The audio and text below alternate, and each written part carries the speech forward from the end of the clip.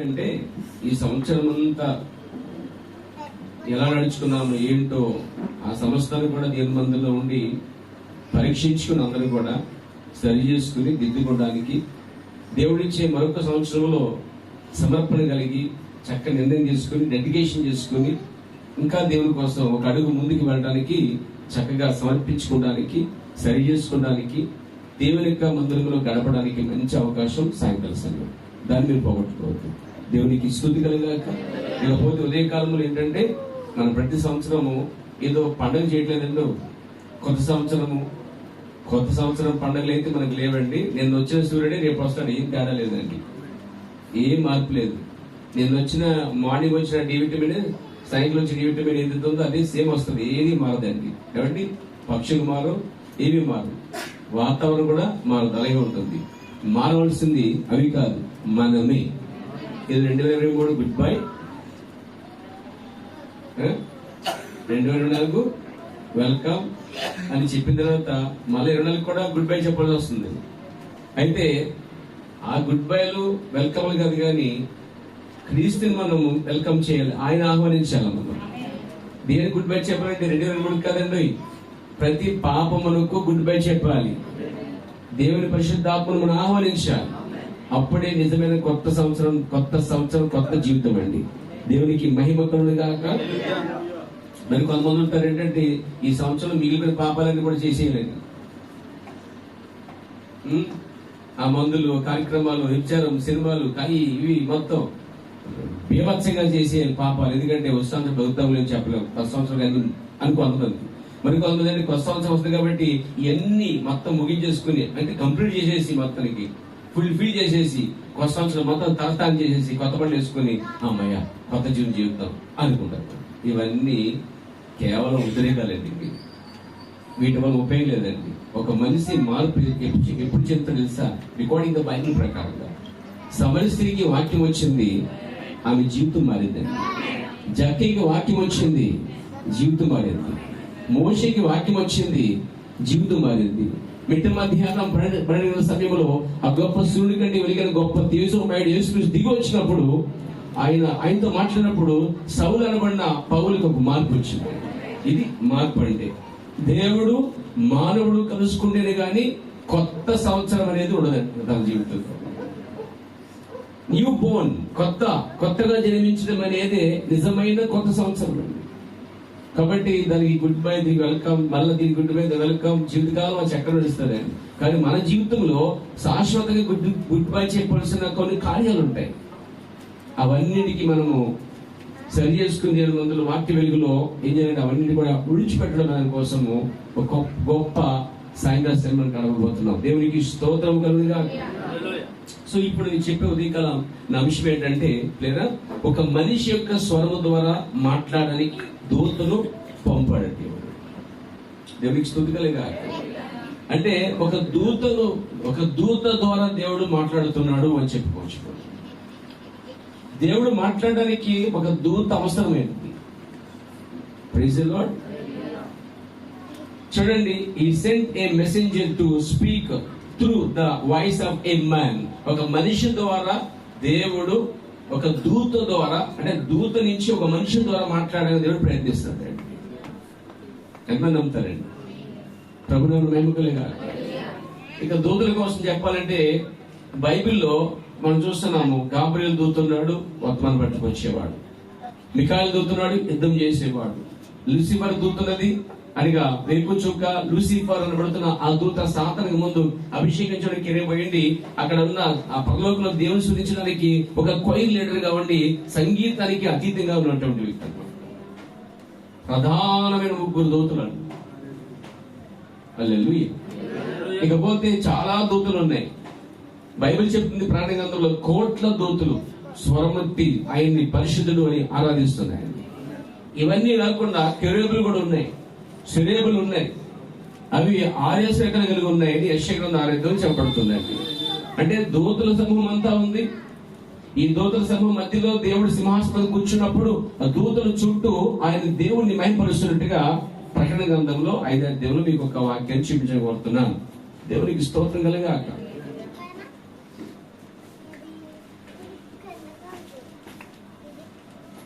ఇది ఆపేయండి.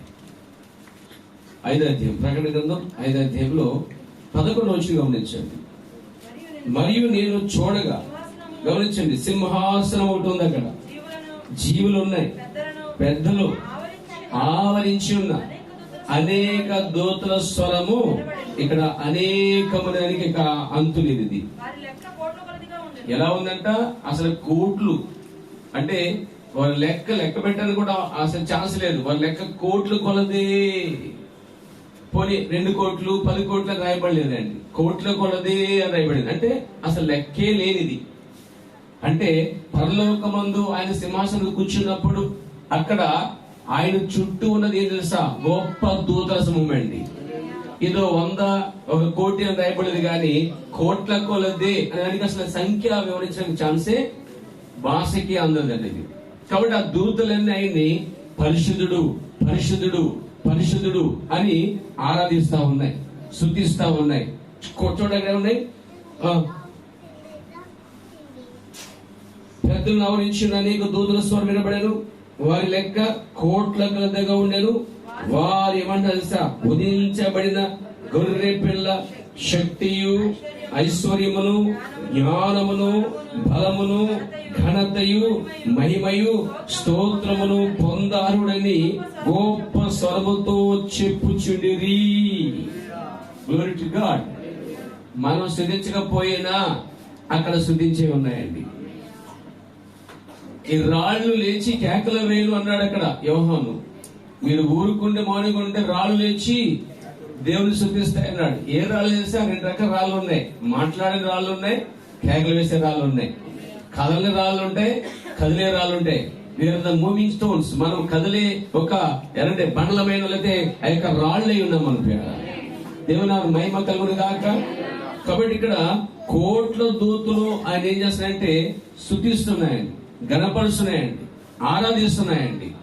ఇది కాకుండా మరి కెరూబులు సెరూబులు కూడా ఉన్నాయి. అది కూడా మీకు చెప్ప ఆశపడుతున్నాను. యెషయా గ్రంథము 6వ అధ్యాయంకి వద్దామండి. 6వ అధ్యాయంకి వచ్చినట్లయితే మొదటి వచనం నుండి మనం చదువుకుందాం. 1 నుంచి 6వ వచనం వరకు. రాజుల విషయం మృతుల సంవత్సరం అత్యుల సింహాసనమందు ప్రభు ఆశ్రయి ఉండగా నేను చూచితిని. ఆయన చొక్కా అంచుల్లో దేవాలయములు నిండుకొని ఉండెను. ఆయనకు పైగా శరాబులు, చూడండి శరాబుల దగ్గర కిందే ఉంది మహాదూతలు రాయబడిందండి. ఇవి వేరు, అవి వేరు. మహాదూతలు. తర్వాత ఈ దూతలకి 6 రెక్కలు ఉన్నాయండి. ఈ మహాదూతలకి ఇక్కడ చూడండి, ప్రతివాడు పైగా చూడండి ఇక్కడ శరాపులు నిలిచి ఒక్కొక్కరికి 6 రెక్కలు నిలిచి ఉండేను. ప్రతి వాడు 2 రెక్కలతో. అంటే అక్కడ దేవదూతల కన్నా మహాదూతలు లేక శరాపులుగా ఉన్నటువంటి ఆ దూతలు ఎలా ఉన్నాయంటే అవి 6 రెక్కలు కలిగి ఉన్నాయట. 2 రెక్కలతో ఏం చేస్తున్నాయంటే మొహం కప్పుకున్నాయి, మిగతా 2తో కాలు కప్పుకున్నాయి, మిగతా 2తో ఎగురుతున్నాయి. ప్రవర్తనాడు ఇక్కడ కాలు కప్పుకోవడం అంటే విధేయత. ఆమె మొహం కప్పుకోవడం అంటే ఆయన గొప్ప మహిమను చూడనంత తేజోమయుడిగా ఉన్నాడని. 3వది ఎల్లప్పుడూ సిద్ధంగా ఉన్న రెక్కలైనవని కూడా ఎగురుటకు సిద్ధంగా ఉన్నాయి. ఎప్పుడు పిలిచినా ఇదిగో అని వచ్చుచుడుకు సిద్ధంగా ఉన్నాయంట రెక్కలు. దేవునికి స్తుతి కలుగును గాక. కాబట్టి విధేయతగా ఉన్నాయి, సిద్ధంగా ఉన్నాయి. సమీపింపడానికి గొప్ప తేజుని చూడంతగా మహిమోన్నతిని ఆ మొక్కము చూడంత కప్పుకున్నాయి. దేవునికి స్తుతి కలుగును గాక.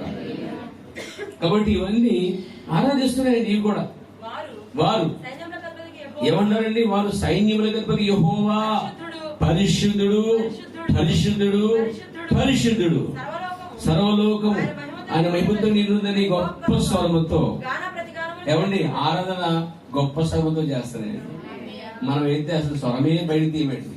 అదే దెబ్బలాట అనుకో, టాబ్లెట్ అనుకో, మనం స్వరం తీస్తాం కానీ పాటలు పాడడానికి మాకు స్వరం మాత్రం తీయమండి. పోలే ఆయన పాడుకున్నాడు కదా సాంగ్ లీడర్, ఆయన దేవుడు చూపించుకుంటాడు. నేనేం చేస్తానంటే పేదలు మాత్రం కలుగుతాను. ఆరాధన అది కాదండి అసలే. ఇక్కడ ఆరాధన చూడండి, గొప్ప స్వరముతో పాత నిబంధనలో వారు ఎరుకో చుట్టూ తిన్నప్పుడు వారు బోర్లు ఊదినప్పుడట గట్టిగా బోర్లు ఊదారు. జనులు కూడా గట్టిగా కేకలు వేసి దేవుని నామాన్ని మహిమపరిచారు. ఇది ఒకసారి మీరు గట్టిగా అల్లుడు చెప్పండి. ఇందాకున్నాను సార్, ఇంతేనా మీ బలం? ఇంతేనా? ఎందుకంటే లేదా ఏమండి? ఏండి లోపలికి వెళ్ళకపోయినా బయటకు వచ్చి ఏముందా? గట్టిగాను ఇది గట్టిగా చెప్పండి ఒకసారి. ఇంకా స్వరం దాచేస్తారండి. ఏంటి దేవుని సూచించడానికి ఆ స్వరం తెక్కపోతే ఏమండి వెళ్ళి మోగరించి దేవుని సూచించడానికి అడ్డుకున్న దాన్ని ప్రతి తొలగించుకుని దేవుని సూచన ముందుకు రండి. దేవునికి మహిమ కలుగాక. గొప్ప స్వరముతో మహిమపరిచేయండి. పాటలు పాడినా, చప్పట్లు కొట్టినా, ఆరాధన చేసినా, సాక్ష్యం ఇచ్చినా, సువార్త చెప్పినా, దేన్నైనా సరే దేవునికి సంబంధించిన ఏదైనా సరే గొప్ప స్వరముతో చేయాలండి. స్వరాన్ని దాచుకోవద్దు, స్వరాన్ని వాడు, ఉపయోగించు. ఇవి దేవుని మహిమపరుస్తున్నాయి. దేవునికి స్తుతి కలుగాక. అక్కడ కూడా దూతలు, శరాబులు, ఇక్కడ కెరూబులు, మహాదూతలు కనిపిస్తున్నాయి. అక్కడ దూతలు కనిపిస్తున్నాయి. ఇవన్నీ దేవుని మహిమపరుస్తున్నాయండి. వీటన్నిటికీ పైగా ఉన్నవి ఇంతకుముందు చెప్పానే గాబ్రియల్ దూత పైనుంచి వర్తమానం తీసుకురావటం. అది దానియేలు మొదలుకొని ఆదికాలం మొదలుకొని ప్రతిసారి వర్తమానం తీసుకొచ్చిన దూత. మరి యుద్ధం చేయడానికి ముందున్న మికాయేలు యుద్ధ దూతగా ఉంది. ఆ తర్వాత ఇక దేవుని స్తుతించడంలో ఆ ఆరాధన అంతటికి కోయిలేటర్గా ఉండి నడిపించే ఆ గొప్ప సంగీతానికి మెయిన్ పర్సన్ ఉన్నవాడు ఈ యొక్క వేకు చొక్క అభిషేకించబడిన కెరూబు, ఆ తర్వాత లూసిఫర్ గా మార్చబడింది. దేవునికి స్తుతి కలుగాక. ఇప్పుడు దేవదూతలు చేసేటువంటి ఆ గొప్ప ఆరాధన కన్నా అర్థమైందండి, అదే గొప్ప ఆరాధన, అదే గొప్ప ఆరాధన అండి. కానీ దేవునికంట తృప్తిగా లేదంటండి, తృప్తిగా లేదంటే ఆయనకి. ఎందుకు? దేవదూతలు ఆయన్ని పరిశుద్ధుడు అంటున్నాయి, దేవదూతలు ఆయన్ని పరిశుద్ధుడు అంటున్నాయి, స్వస్థపరచువాడు అంటున్నాయి. అయ్యో నువ్వు మహానీయుడివి, నువ్వు గొప్పవాడివి, నువ్వు విమోచకుడివి, నువ్వు రక్షకుడివి అంటున్నాయి. అసలు విమోచకుడు అనడానికి వీళ్ళు విమోచించబడాలి కదా. రెండవది స్వస్థపరచువాడు అనడానికి ఆ మాట వారికి అనుభవం లేకుండానే స్వస్థపరచువాడని మేంపరుస్తున్నాయి. నిజంగా స్వస్థపరచువాడే, కానీ ఆయన స్వస్థపరచువాడే, కానీ దూతలు ఏనాడు కూడా స్వస్థత పొందలేదు. దూతలకు ఏనాడు అనారోగ్యం రాలేదు. అయినా స్వస్థపరచువాడా అంటున్నారు, రక్షకుడు అంటున్నారు. దూతలు ఎన్నడూ కూడా పాపము నుండి విడిపించబడలేదు, రక్షించబడలేదు. ఈ రెండు కార్యాలు భూమి మీద మానవుడి పట్ల జరిగాయండి. మానవుడు పడిపోయినప్పుడు విమోచించబడ్డాడు కనుక రక్షకుడు అనగానే ఆయన స్పందిస్తాడండి. ఆయన అంటే నీ నోటి నుంచి నా రక్షకుడా అని హృదయం పూర్వకంగా పలికినప్పుడు ఆయన అక్కడ స్పందించగలుగుతాడు. ఒక దేవదూత మాట్లాడుతున్న దానికన్నా ఏమండి ఇక్కడ భూమి మీద పడిపోయిన వాడు లేపబడి రక్షించబడి యేసైన రక్షకుడు, యేసైన విమోచకుడు, ఆయన ద్వారా నేను రక్షించబడ్డాను, ఆయన పొందిన దెబ్బల ద్వారా స్వస్థత వచ్చిందని రెండు పలికినప్పుడు అనుభవంతో స్వస్థపరిచినప్పుడు అవ్వ నీకు వందనాలయ్యా, నీకు స్తోత్రాలు ఆయన పాడినా సాక్ష్యం ఇచ్చిన దేవుడు స్పందిస్తాడండి. కానీ దేవదూతలు పాడుతున్నప్పుడు ఆయనకి స్పందించట్లే.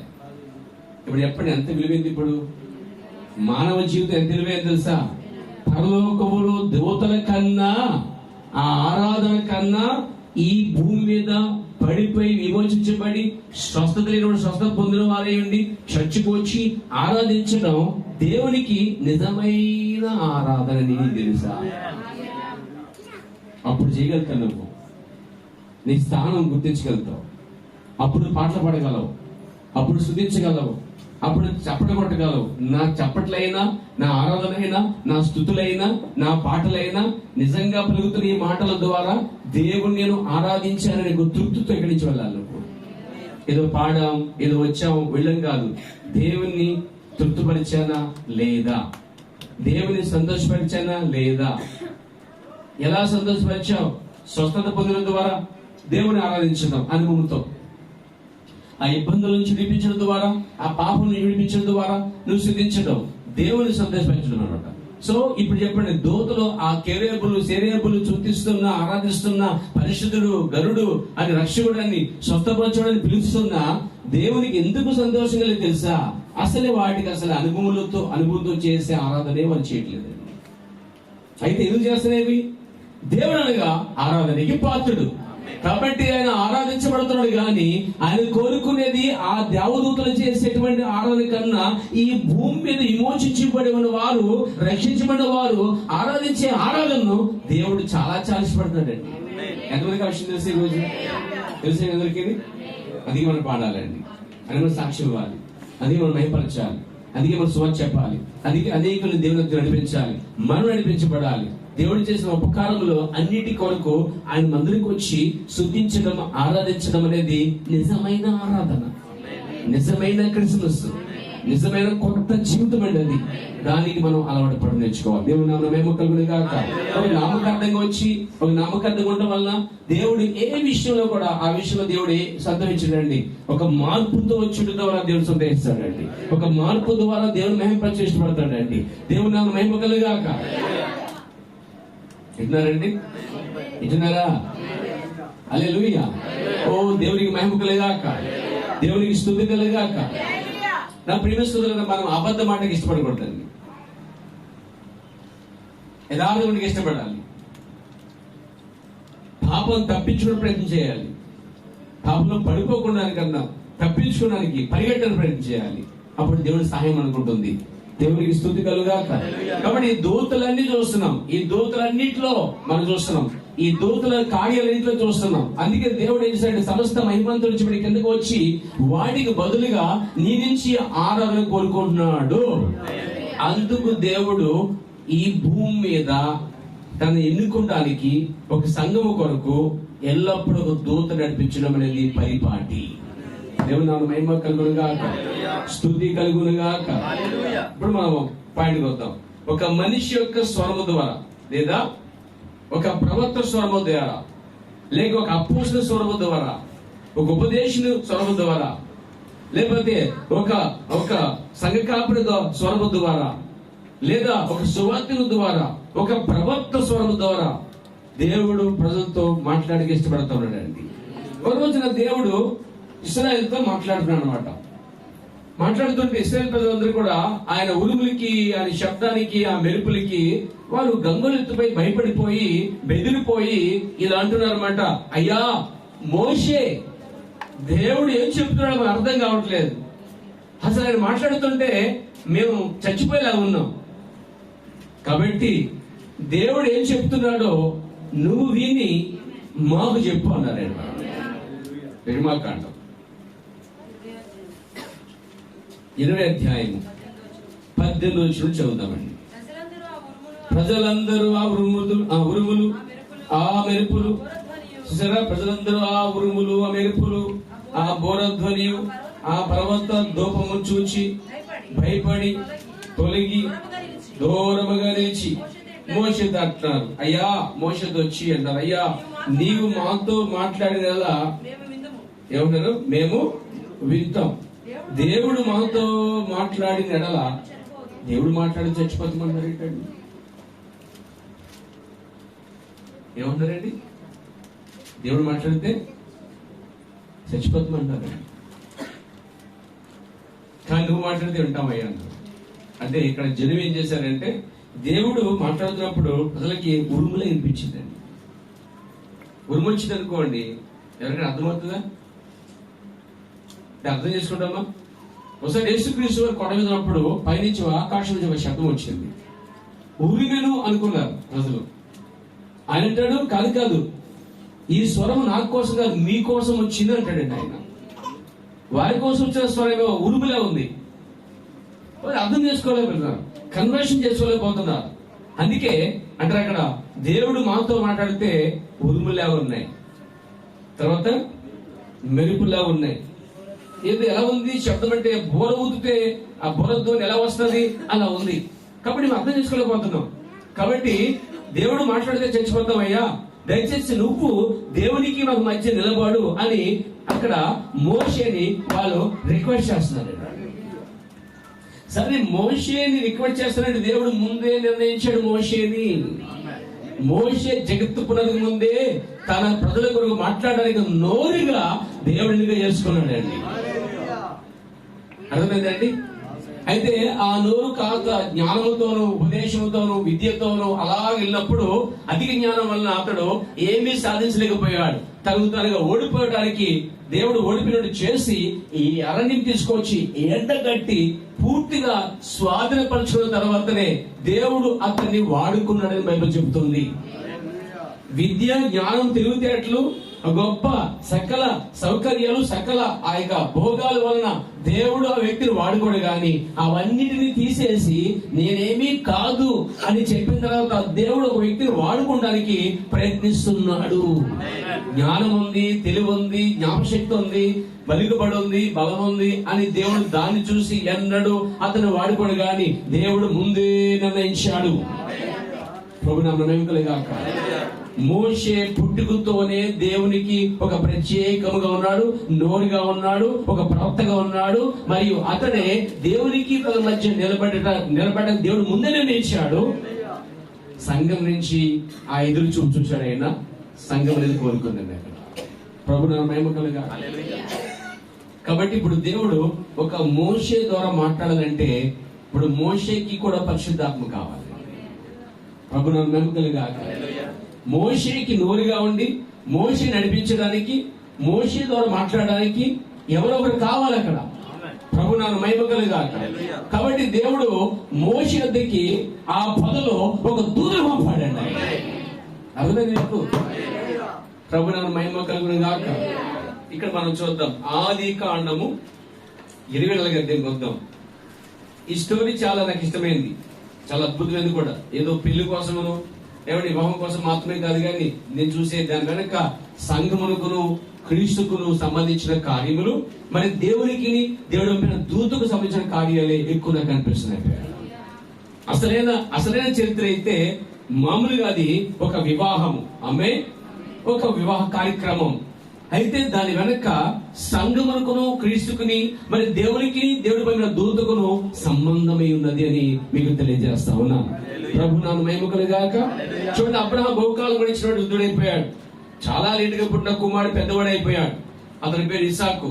కాబట్టి ఇస్సాకుకి పెళ్లి చేయాలి. ఒక తండ్రిగా అతని బాధ్యత. ప్రతి తండ్రి బాధ్యత కూడా అదే. తన పిల్లలు పట్టించుకునేవాడు తండ్రి, పట్టించుకున్నవాడు అసలు తండ్రి అంటే యోగ్యుడు కాదు చెప్పాలంటే. దేవునికి స్తుతి కలుగాక. తన పిల్లలను పట్టించుకోవాలంటే సరైన టైం వచ్చినప్పుడు సరైన విధానముగా సరైనగా స్పందించడం, సరిగ్గా అర్థం చేసుకోవడం, దాన్ని బట్టి ఒక తండ్రిగా అతను బాధ్యత అయినది. కాబట్టి అబ్రహాము గొప్ప తండ్రిగా ఉన్నాడు. ఇక్కడ అబ్రహాము యెహోవాకు సూచనగా ఉన్నాడు. ఇక్కడ అబ్రహాము ఇంట్లో చాలా మంది పనివారు ఉన్నారు, ఎక్కువ పనివాళ్ళే ఉన్నారు, దాసీలు ఉన్నారు. ఎందుకంటే అబ్రహాము గొప్పవాడిగా ఉన్నాడు, ధనవంతుడిగా ఉన్నాడు. విన్నారండి? అర్థమన్నారు మీరు? కాబట్టి అబ్రహాము గొప్పవాడిగా ఉన్నాడు. అబ్రహాముకు గొప్ప రాజ్యముగా ఉన్నది. ఆ రాజ్యానికి అబ్రహామే గొప్ప రాజుగా ఉన్నాడు. దేవునికి స్తుతి కలుగాక. ఇప్పుడు అబ్రహాము అనేటువంటి ఆ గొప్ప సైన్యం ఎలా ఉందంటే ఏర్పరచబడిన వారిగా ఉన్నారు, పిలువబడిన వారిగా ఉన్నారు. ఐగుప్తు నుంచి దేవుడు వారిని బయటికి పిలిచినప్పుడు, దేవుడు వారిని ప్రత్యేకపరిచినప్పుడు అబ్రహాముతో నిబంధన నిబంధన బట్టి చూస్తుంటే దేవుడు ఆ జన్మలోంచి ప్రత్యేకపరిచాడు. కాబట్టి అబ్రహాముని మొట్టమొదట ఆ ఐగుప్తు నుంచి ఆ భయంకర కల్దీ పట్ల నుంచి వేరు చేశాడు దేవుడు. దేవుడు ఒక వ్యక్తిని పిలిచాడంటే ముందు తాను ఏమైనా బయలుపరుచుకుంటాడు. First what is what, I am that I am, నేనే ఉన్నవాడని ముందు బయలుపరుచుకుంటాడు. ఒక క్లారిటీ వస్తుంది ఆ వ్యక్తికి. అప్పుడు ఆ వ్యక్తి ఏం చేస్తాడంటే దాన్ని అంత విడిచిపెట్టి దేవుని వెంబడించ మొదలు పెడతాడు. జక్కి చూడండి, క్లారిటీ లేదు, కానీ వచ్చి జక్కయ్య దిగురా అని చెప్పి ఒక క్లారిటీ ఇచ్చాడు. అప్పుడు బయటకు వచ్చేసాడండి. సమస్య చూడండి, క్లారిటీ లేదు, తన జీవితం అలా గడిచిపోతుంది, వెళ్ళిపోతుంది అంతే. సైకిల్ చక్రం లాగా జీవితం అంతా ఆ రొచ్చు బతుకులో రోతబోతం వెళ్ళిపోతుంది. కానీ ఆయన వచ్చి దర్శించినప్పుడు నిజంగా ఆమె స్థానం గుర్తించింది. వెంటనే తాను ఏమైనా బయలుపరుచుకున్నాడు. నేను ఎదురు చూసి ఆ మెస్సీ నువ్వేనంటే అవును నేనని చెప్పాడు. ఒక బయలుపడి వచ్చింది. ఆమె కుండ పడేసి పాప నుంచి పెట్టి యేసుని పడేసింది. మార్పు ఉందా లేదా? అక్కడ జీవితం మారిందా లేదా? అక్కడ వెళ్ళిపోవడం కాదు, మన దారిలో ఎక్కడో దేవుడు మనం కలుసుకోవాలి, ఒక మార్పు రావాలి, జీవితం యథార్థంగా మార్చబడాలి. పుట్టి క్రైస్తుడికి ఆ చక్రంలో పనిరండి. పుట్టి క్రైస్తుడు దాని వల్ల ఉపయోగం లేదండి. క్రైస్తుడు అన్నది మన ఉపయోగం లేదండి. కానీ క్రైస్తుడైనా క్రైస్తుడు కానివాడైనా ఎక్కడో ఒక చోట జక్కని కలుసుకున్నట్టు, సమరీసి కలుసుకున్నట్టు, దేవుడు మోషే కలుసుకున్నట్టు, పౌలు కలుసుకున్నప్పుడే జీవితాలు మారుతాయి. నా జీవితంలో జరిగింది. ఇక్కడ కూర్చున్న వాడు చాలా మంది జీవితం జరిగింది కాబట్టి ఈ రోజు మనం ఇక్కడ కూర్చుని దేవుని ఆరాధించగలుగుతున్నాం. ఏదో మార్పు జరిగింది కాబట్టి, ఏదో దాహం ఉంది కాబట్టి, ఏదో నిన్ను లాగుతుంది కాబట్టి, ఏదో ఆయన సన్నిధిని ఆకర్షిస్తుంది కాబట్టి నేను ఇక్కడ ఉన్నాను ఈ రోజు. ఇది దేవుని యొక్క కృప అయినది. కాబట్టి తాను పూర్తిగా బయలుపరుచుకున్నాడు. అబ్రహాం వెంబడించాడు. ఆ వెంబడించడంలో హెచ్చగా వెంబడించాడండి. గట్టిగా నమ్మాడట అతడు. Praise the lord. ఆయన ఏది చెప్పినా ఖచ్చితంగా నమ్మాడండి అతడు. హేళన మధ్య, అవమానాల మధ్య, నిందల మధ్య, యుద్ధాల మధ్య అబ్రహాం ఆ దారిలోనే వచ్చాడని ఎంతమంది గ్రహిస్తున్నారు ఈ రోజు? దేవునికి స్తుతి కలుగాక. వర్తమానం స్వీకరించాక క్రైస్తవుడిగా మారిన తర్వాత మనం ఒక బైబిల్ పట్టుకున్నాం, లేక యేసుక్రీస్తు నిమిత్తమే అడుగు వేసినప్పుడు లోకముని నిందించడం, అవమానపరచడం, అపహాసించడం, హేళన చేయడం ఎప్పుడు ఉన్నది కార్యమండి. ఏమంటారంటే అప్పుడే పాస్ అయిపోయావా? బైబిల్ పట్టుకుంటే ఏమంటారు? పాస్ అయిపోయావా? ఇంకా బైబిల్ పట్టుకుంటే అమ్మా పాస్టర్ అయిపోయావా? ఏంటి ఈ మారిపోయాడా? మొదటిదాకా అలా ఉన్నాడు, ఇలా ఉన్నాడు. 2003 డిసెంబర్ 30 అలా ఉన్నాడు. 2004 ఇంతవరకు వచ్చేసిందా? జనాలు అపహాస్యం చేస్తారు, హేళన చేస్తారు. ఏమండి, నువ్వు మారినా మారకపోయినా జనాలు ఎప్పుడు నీ దృష్టి పెడతానే ఉంటారండి. ఎప్పుడైతే నువ్వు మారుతావో కాస్త దృష్టి ఎక్కువ పెంచుతామంటండి. సాక్షి న్యూస్ లేగా, ఈడో పేపర్ లేగా మొత్తం ఫోకస్ అంతా నీ మీదే పెడతారనమాట. ఎందుకంటే ఎప్పుడు తప్పు దొరికిద్దా దానికోసం ఫోకస్ అంతా. అంతేకాని మారవని సాక్షి ఇవ్వడానికి కాదు. వాడు నేను తప్పు పట్టడానికి ప్రయత్నిస్తారు, కానీ తప్పులు వెతుకోవాడు దేవుడు కాదు. కానీ తప్పులు వెతుకోవాడు సాతానుకు సంబంధమైన సాతానే ఉన్నాడు. కానీ దేవుడైతే ఆ తప్పుని క్షమించేవాడిగా మరియు మంచివాడిగా నూతన పరిచివాడిగా ఉన్నాడండి ఆయన. దేవుడికి స్తోత్రం కలిగాలి. కాబట్టి నా ప్రియ స్తోత్రులారా, వెంబడిస్తా ఉన్నాడు, వెళ్తా ఉన్నాడు. దేవుడికి స్తుతి కలిగాక. తాను ఏమైనా పూర్తిగా బయలుపరుచుకున్నప్పుడు, ఒక వ్యక్తి వెంబడించినప్పుడు, ఈ అబ్రహాము కూడా అలాగే పిచ్చగా నమ్మినప్పుడు అబ్రహాము నిందల మధ్య, అవమానాల మధ్య ఏమండి ప్రయాణం చేశాడండి ఆయన. ఈరోజు యేసుక్రీస్తు వెంబడించే నిజమైన వాక్యం గురించి వారికి నిందలు, అవమానాలు, కష్టాలు, శోధనలు, ఇబ్బందులు, యుద్ధాలు ఇవన్నీ సాధారణమైన కార్యాలే. ఇవన్నీ లేకుండా పరలోకం పోదాం అనుకుంటే అది సాధ్యం పడదు. అబ్రహాము అలాంటి విశ్రాంతి స్థలం వెళ్ళే కారణము దేవుని వర్తమానం నమ్మి వెంబడించడమే. కాబట్టి వర్తమానం నమ్మాను, బైబిల్ నమ్మాను, వాక్యం నమ్మాను, పర్లేదు అనుకోలేదు. ఎక్కడో చోట నేను విమర్శించే వాళ్ళు ఇస్తారు, ఎక్కడో చోట మాట మాడికి తప్పు పెట్టే వాళ్ళు ఇస్తారు, ఎక్కడో చోట నిన్ను ఇబ్బంది పెట్టేవాళ్ళు, నిందించేవాళ్ళు, తప్పుడు పట్టేవాళ్ళు, రకరకాలు ఉంటారు పేరు. ఇవన్నీ దాటుకొని అబ్రహాము చోటకు వచ్చేసాడు. అబ్రహాము విశ్వాస తండ్రి అయి ఉన్నాడు. అలా ఎదిగిన వాడు తండ్రి లాంటి వాడు, ఎదిగిన స్త్రీ ఒక తల్లి లాంటిదండి, ఎదిగిన ఒక సహోదరుడు పెద్ద లాంటి వాడు. దేవుడికి స్తోత్రం కలగాలి. అనుభవాలు ఉండే వారి జీవితాల్లో. కాబట్టి అబ్రహాముకి దేవుడు పిల్లలు ఇస్తున్నాడు. కుమారుడు పుట్టాడు. ఆ కుమారుడు కూడా ఏ టైంలో పుట్టాడంటే చెప్పండి, అసలు పిల్లలు పుడతారా అనుకున్న టైంలో పుట్టారండి. ఏముంటుందండి, అబ్రహాం పెద్ద వయసు వచ్చేసింది, శారాయి పెద్ద వయసు వచ్చేసింది, ముసలి కాలంలో పిల్లలు పుట్టారు. దానికి నిందలు, మళ్ళా దానికి అవమానాలు. మళ్ళీ ఈ టైంలో అబ్రహాం పిల్లలు అవసరమా అని సేకరణలు, అవసరమా లేదని అనుకుంటే దేవుడు వద్దులేని ఆపేస్తే ఇసాకుతో గనక అసలు ఇసాకే లేకపోతే ఇస్రాయల్ దేశమే లేదండి. అసలు ఇసాకే లేకపోతే అరణ్యములో సంఘమే లేదండి. అసలు ఇసాకే లేకపోతే దేవుని వాగ్దానమే లేదండి. అసలు ఇసాకే లేకపోతే దేవుని కంటే ఒక రాజ్యము లేదండి అసలే. కాబట్టి దేవుని యొక్క ఆలోచనలు, కార్యాలు చాలా అందనంత ఎత్తైనవండి. దేవునికి స్తోత్రం కలిగాలి. మానవుడు ఏంటంటే పోయి కూర్చుని అలసిపోయి ఆసక్తి తీసుకుని ఒక మరిచెడికి పడుకున్నాడంట. ఆ తర్వాత అలసిపోయిన తర్వాత లేచి అనుకుంటా, అయ్యయ్యో దేవుడు ఎంత పిచ్చాడు, హానపై పాతికేమో పెద్దది, పచ్చగా పాతికేమో పెద్దది పెట్టాడు, ఈ పెద్ద చెట్టుకేమో ఇంతకాయ పెట్టాడని వాడు బుర్రతో ఆలోచించుకుని అన్నాడట, నేనే కనుక ఉంటే దేవుణ్ణి పెద్ద చెట్టుకి పెద్ద గుమ్మడికాయలు ఎండదో, పెద్ద బొబ్బాసి ఎండదో, పెద్ద పసికెండుతో పెట్టామండి, అసలు బుర్రలేదు అసలే అనుకున్నాడట. ఆ స్థలం అనుకున్న సమయంలో గుండెల మీద అది వచ్చి పడిందంట. ఏది మర్రి కింద పడిందంట, గుండెల మీద సరిగా పడిందంట. అయ్యే బాబోయ్, నేను అనుకున్న గుమ్మడికాయ ఉంటే నేను అనుకుంటే అంత పుచ్చకాయ ఉంటే కనుక నేను పుచ్చకాయ అయిపోదును అనేటంట. సరే, దేవుడు అంత ఆలోచన పడు, దేవుడి తలంపులు ఆలోచనలు ఎంతో గొప్పవండి. మనం చిన్న మెదడుతో ఆలోచిస్తున్నాం, అసలు మెదడుకే సృష్టికర్త అతడు. ఆయనకి ఎవరండి బోధించగలవాడు? ఆయనకి ఎవరండి చెప్పగలడు? యెషయా చెప్తున్నాడు ఆయన, నీకు మంత్రి అయ్యండి, నీకు ఆలోచింపడు ఎవడు? సముద్రమును తూచివాడువు, ఓ సముద్రము ఆజ్ఞాపించేవాడువు, సృష్టిని నేలువాడువు, నీ వంటి వాడు ఆకాశమందు మిడతల పోలి యెహోవా పోలివాడు ఎవడున్నాడు అని బైబిల్లో సంబోధిస్తున్నాడు. దేవుడికి స్తుతి కలుగాక. కాబట్టి పేరా ఈ ఆలోచనని పక్కన పెట్టాలి. అందుకనే దేవుడు ఇస్సాకు ద్వారా ఒక అద్భుతం చేయబోతున్నాడు. అయితే ఇస్సాకు పుట్టాడు. ఆమేన్. శారా అంట ఇస్సాకుని దాచేసింది అనుకున్నాడు.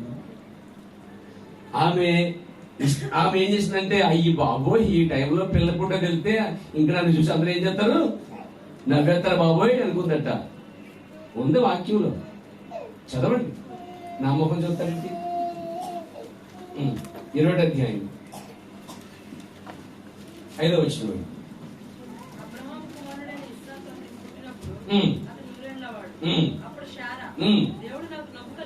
అంటే దేవుడు ఆ పిల్ల పడితే నవ్వొచ్చేంత బాబు అనుకుంటుందంట. ప్రతి వారికి నవ్వొచ్చేది. ఎందుకంటే లేట్ గా పెళ్లి అయినా, లేట్ గా పిల్లలు పుట్టినా, ఏమండి పెళ్లి ఎడగలైపోయినా బాబు నవ్వొచ్చేది. అదో స్టాటిస్ట్ తప్పది. పెళ్లి అవ్వపోయినా పెళ్లి అవ్వపోయినా దీని పెళ్లి అవ్వట్లేదు, దీని పెళ్లి అవ్వట్లేదు, మళ్ళీ అదొక స్టాటస్ చెప్తాను. అంటే ఎదుటివాడి యొక్క నశించడం ఇంకోటి సంతోషం అండి. ఇదేమాత్మకు అర్థమవుతుంది. కానీ బైబిల్ చెప్పి దుఃఖపడుడి, సంతోషించుడి, ఏడువారితో ఏడువని చెప్తుంటే ఏడువని చూసి నవ్వుతారు కొంతమంది. ఇలాంటి భయంకర లోకంలో మనం ఉన్నామండి. అందుకే దేవుడు ఒక ప్రత్యేక రాజ్యాన్ని దేవుడు నిర్మిస్తున్నాడు. ఒక ప్రత్యేక రాజ్యాన్ని నిర్మించుకున్నాడండి. దానికి అంతము లేదట. దాని చెప్తున్నాడు, దానికి అంతము లేదు. అది నీతి రాజ్యము, కల్మషము లేని రాజ్యము. దేవుడికి స్తోత్రం కలిగాక. దేవుడు నాకు నవ్వు కలిగేశాను. వినివారెల్లా నా విషయమై శారమ్మ, ముసలమ్మ, ఏంటమ్మా పిల్లలకన్నావు, నీకు అవసరమా అని సాగు చేస్తారన్నమాట. అసలు అవసరమా నీకు ఎందుకంటే ఆ ముందు ఎదుటివాడి గోల నీకు ఎందుకంటే ముందు నీ గోల చూసుకోవచ్చు. అసలే ఇక్కడ దేవుని ఆలోచన చూడండి. మనము విమర్శించడానికో ఒకరు ప్రశ్నించడం కాదు, కానీ దేవుడు ఏం చేసినా ఆమె చెప్పండి, అది నేర్చుకోవాలి ముందు మనం. ఎందుకంటే తలంపులు, కార్యాలు ఎప్పుడు కూడా ఎలా ఉంటాయంటే, ప్రజలు స్వీకరించినట్లుగా ఏ కార్యాలు దేవుని కార్యాలు లేవు బైబిల్లో. దేవుడు ఏం చేసినా ప్రజలు స్వీకరించే స్థితిలో ప్రజలైతే లేనే లేరు ఎప్పుడు కూడా. అన్ని సమయాల్లో కన్యక ద్వారా గర్భవతి కన్ను, పిల్లవాడు కన్ను అని చెప్పేది కూడా ప్రజలకు అర్థం కాలే. ఆమేన్. చూసారా, ఆ మహాగా బొబ్బులను కూలిపోద్దని చెప్పినప్పుడు ప్రజలకు అర్థం కాలే. దేవుడు చేసే ప్రతి కార్యము, ఆ యెరూషలేము మందిరం కూలిపోద్దని చెప్పినప్పుడు నిమిత్తం నుంచి కూల్చేవాడు కూడా వారికి అర్థం కాలే. ప్రతి వర్తమానం ఇరిమి వచ్చాడు, ఇరిమే చెప్పిన అసలు ప్రవక్త చెప్పిన అర్థం కాలేదు. అంటే దేవుడు ఏం చెప్పిన ప్రజలకి అంగీకారంగా లేదండి. అంటున్నారా? దేవుడికి స్తోత్రం కలిగాక, దేవుడికి మహిమ కలిగాక. కాబట్టి ప్రజలంతా నవ్వునంట చెప్పేసి అతనికి ఇస్సాకు పేరు పెట్టిందంట.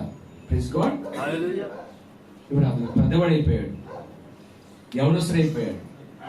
Glory to God. పెళ్లి చేయాలి. ఇప్పుడు ఇస్సాకు ఎవరు తెలుసా?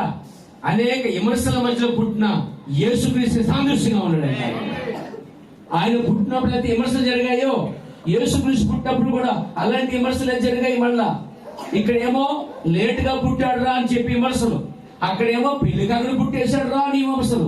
అక్కడ ఏం నిందలే, ఇక్కడ నిందలే, ఎక్కడైనా నిందలే. ప్రతి స్థలంలో, ప్రతి కార్యంలో, పాత్రలో, ప్రతి కార్యక్రమంలో, ప్రతి కథలో, ప్రతి స్టోరీలో ఎక్కడో చిన్న గుంపు విమర్శిస్తూ, బాధించడం, ఇబ్బంది పెట్టమనేది కనిపిస్తుంది. పేర అది సాతానికి సంబంధించిన గుంపు అయినది. దేవుని మహిమ కలుగాక. Praise God. Praise the Lord. దేవునికి మహిమ కలుగును గాక. చూడండి, ఇక్కడ మనం చూస్తున్నాం, పెద్దవాడైపోయాడు. ఇప్పుడు వివాహం చేసుకునే సమయం వచ్చింది. ఇక్కడ చూడండి, ఇక్కడ వివాహం అనేది మాత్రమే చూడకండి. ఇక్కడ క్రైస్తవ సంఘానికి, క్రీస్తుకి సంబంధించిన ఒక సబ్జెక్ట్ ఇక్కడ ఉంది. Glory to God. ఇప్పుడు ఇక్కడ ఇక్కడ చాలా మంది పెద్దలు ఉన్నారు. సేవకులందరినీ చూశాడట. ఎవరు? అబ్రహాం. అసలు ఈ నా కుమారుడికి సరైన వ్యక్తి తీసుకొచ్చే ఆ పని బాధ్యత ఇంతమంది సేవకులు ఎవరికి ఇవ్వాలని బాగా ఆలోచించాడండి. అప్పుడు పెద్ద దాసుడు ఎలియాజరు అతను ఆలోచనకు వచ్చాడండి. ఈ కాలం పడుతున్నాడు. అబ్రహాము ఎలియాజరును పంపడకు నిర్ణయం తీసుకున్నాడు అంటున్నాడండి. నిర్ణయం తీసుకున్నాడు. తన కుమారుడైన ఇసాకునకు అబ్రహాము పెళ్లి చేయడానికి ఒక నిర్ణయం తీసుకున్నాడు. ముందు ఇసాకు పెళ్లి చేయాలని నిర్ణయం తీసుకున్నాడు, డిసిషన్ తీసుకున్నాడు. అయితే నిర్ణయం తీసుకునే కానీ ఆ పని ఎవరికి అప్పగించాలనేది సెకండ్ పాయింట్. కాబట్టి ఇంతమంది సేవకులు ఎవరైతే సరిగ్గా నా మాట విని కరెక్ట్ గా దేవుని ఆత్మతో నింపబడి అవగాహన కలిగి ముందుకు వెళ్ళి తీసుకొస్తారా అని చూసినప్పుడు సరైన విధానంలో చూస్తే అబ్రహాం ఇంట్లో చాలా మంది సేవకులు ఉన్నారట. అయినను అతడు ఎవరిని పంపాలనేది ఒక నిర్ణయం చేయవలసి ఉన్నది. ఎంతమంది సేవకులు ఉన్నా అసలు ఆ పని ఎవరికి అప్పగించాలనేది ఆయన అబ్రహాము ఏం చేస్తున్నాడు? బాగా నిర్ణయం తీసుకుంటున్నాడు అనమాట. అలాగే పరలోకములో చాలా దూతలు ఉన్నాయి, చాలా మంది ప్రవక్తలు ఉన్నారు, పెద్దలు ఉన్నారు. అయితే భూమి మీద ఒక రిబకాని వధువుని సిద్ధపరచడానికి ఎవరిని పంపాలని దేవుడు నిర్ణయం తీసుకున్నాడు. భూమి పుట్టిన వదులుకొని నేటి వరకు దేవుడు ఒక ప్రవక్తను పంపటం, ఆ ప్రవక్తను దూతను పంపటం, దేవుడు వర్తమానం కొట్టడం, ప్రజలకు కొంతమంది దాచుకుంటాం అనేది ఎప్పుడు జరుగుతున్న కార్యక్రమం. హల్లెలూయా, హల్లెలూయా. దేవుని మహిమ కలుగాక. పంపాలని ఒకటి నిర్ణయం తీసుకున్నాడు. రెండోది సేవకులందరిలో ఎవరిని పంపాలని నిర్ణయం తీసుకోవాల్సినది తీసుకున్నాడు. అప్పుడు అబ్రహాము తన సేవకులందరి పైగా చూశాడట. సేవకులందరూ పైగా చూశాడట, ఎవరిని పంపితే బాగుంటుంది అని. ఈ కాలం ప్రవక్త అన్నాడు, దేవుడంట అంత్య దినములు ఎవరిని పంపాలని చూస్తాడంటే, అంత్య దినములలో ఎవరిని పంపుదామబ్బా, ఫినిషింగ్ టచ్ అవనిస్తారబ్బా, సరైనడు కావాలి, రాజీ పనుడు కావాలి, రోషంగానుడు కావాలి, లోకం కోడే కూసిన ఒంటరిగా నిలబడి నా పక్షాన నిలబడి సేవ చేసేవాడు కావాలి. ఎన్ని నిందలు, ఎన్ని అవమానాలు, ఎన్ని మరణాలు వచ్చినా స్ట్రాంగ్ గా ఉండాలి ఒకడు. ఎవరు పంపుదాం అంటుంటే అందరంట, అయ్యా ఆ సువర్ణ గారికి అంత్యకాలానికి నన్ను పంపిస్తావా ఓ అడుగుతున్నారంట. ఎందుకు తెలుసా? మొదటి కాలంలో, రెండో కాలంలో, మూడో కాలంలో చూస్తే చివరి కాలానికి ఉన్న సంబంధం ఏంటంటే, మొదటి కాలంలో కాళ్లే కనబడే దేవుని,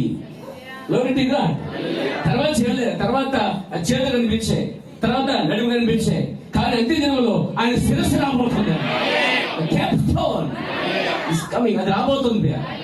దాన్ని చూడాలనుకుంటున్నారు. కాళ్ళు చూశారు, నడుము చూశారు, చేతులు చూశారు, వెనక బాగా మోసే చూశాడు. ఓ దేవునికి స్తోత్రం కలిగాక. ఆయన స్తుతించడం చూశాడు కానీ ముఖమైతే చూడలేదు. ఈ దూతలు శరాపులు కరాపులు స్తుతిస్తున్నప్పుడు ఆయన కనిపించట్లేదండి. కానీ ఆఖరిలో ఇప్పుడు ఒక శిల్పి ఏం చేస్తాడు? మెల్లిగా చిక్కుని వస్తాడు అనమాట.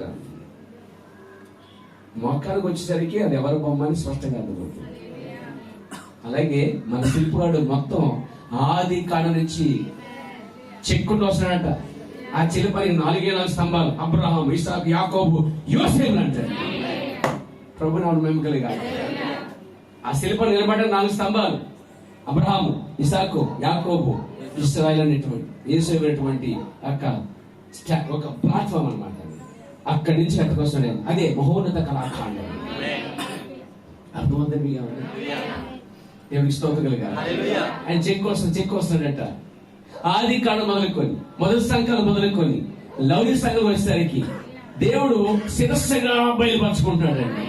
అంటే తను పరిపూర్ణంగా సంపూర్ణంగా బయలుపరచుకోవడానికి ఒక మనుషుడు కావాలి, ఒక సేవకుడు కావాలి. దేవునికి స్తోత్రం కలుగాక. అయ్యా ఆ దినం కోసమే చూశాడు అబ్రహాము. ఆ దినం కోసం వచ్చేవాడు మోషే, వీళ్ళందరూ వాడు చూస్తారట. కానీ అంటాడంట ఆయన, కాదు మీ కాలం అయిపోయింది. Praise the lord. అయితే ఇప్పుడు ఒక ఆయన వస్తున్నాడు, అది 7వ దూత పరిచర్య. ఇతనికి ఆ పని అప్పగిస్తున్నా అని చెప్పాడు. ఎలియాను పిలిచాడు అబ్రహాం, ఎంతమంది ఉన్నాను అయ్యా, ఈ ఫినిషింగ్ టచ్ రెప్పకాన్ని సిద్ధపరిచే వర్తమానం నీ దగ్గర ఉంది, వెళ్ళానట. అర్థమవుతుంది అందరికి. అంటే పరలోకంలో జరిగే కార్యాలు, ఇక్కడ ఇస్సాకు దగ్గర జరిగే కార్యాలు. మూడవది, ఇప్పుడు సంగమం జరిగే కార్యాల గురించి ఆలోచన చేయండి. పరలోకములో దేవుడు చూస్తున్నాడు ఎవరు పంపిద్దామని. సంపూర్ణ బయలుపాటిచ్చేవాడు, సంపూర్ణ పరలోక మహిమంతను, పరలోక ఆ యొక్క దేవుడిని పూర్తిగా బయలుపరిచేవాడు, పూర్తిగా దింపువాడు. ఆమె వాక్యాన్ని బయలుపరిచేవాడు, బైబిల్ని పూర్తిగా అనువాదం చేసేవాడు, పూర్తిగా ఎవరిచ్చేవాడు కావాలని. కాబట్టి అందరిలో ఆ పని ప్రకాశిస్తున్నట్టుగా ఎలియాజుకి పని అప్పగించాడు. ఎలియాజు పిలిచి తొడ కింద చేపెట్టి ప్రమాణం చేస్తాడు అంట. ఏమన్నా సార్, నువ్వు వీళ్ళు తీసుకురా. Praise the lord. గొప్ప మాట చెప్పాడండి ఆయన. అబ్రహాము నిశ్చయించుకున్నాడు, అది తన కుమారుడు ఒక అవిశ్వాసిని వివాహం చేసుకున్నకు అతడు కోరుకోలేదు అంటాడు. ఎలియాజు వచ్చి, అయ్యా మరేంటి వివాహం విషయం చెప్పుకోవచ్చు, చేసేద్దామంటే అన్నాడు. No no no no no ఈ ఎక్కడైతే కాపురం ఉన్నాను నేను, ఎవరి మధ్య కాపురం ఉన్నాను? కనానీయుల మధ్య. మనం ఎక్కడున్నాం?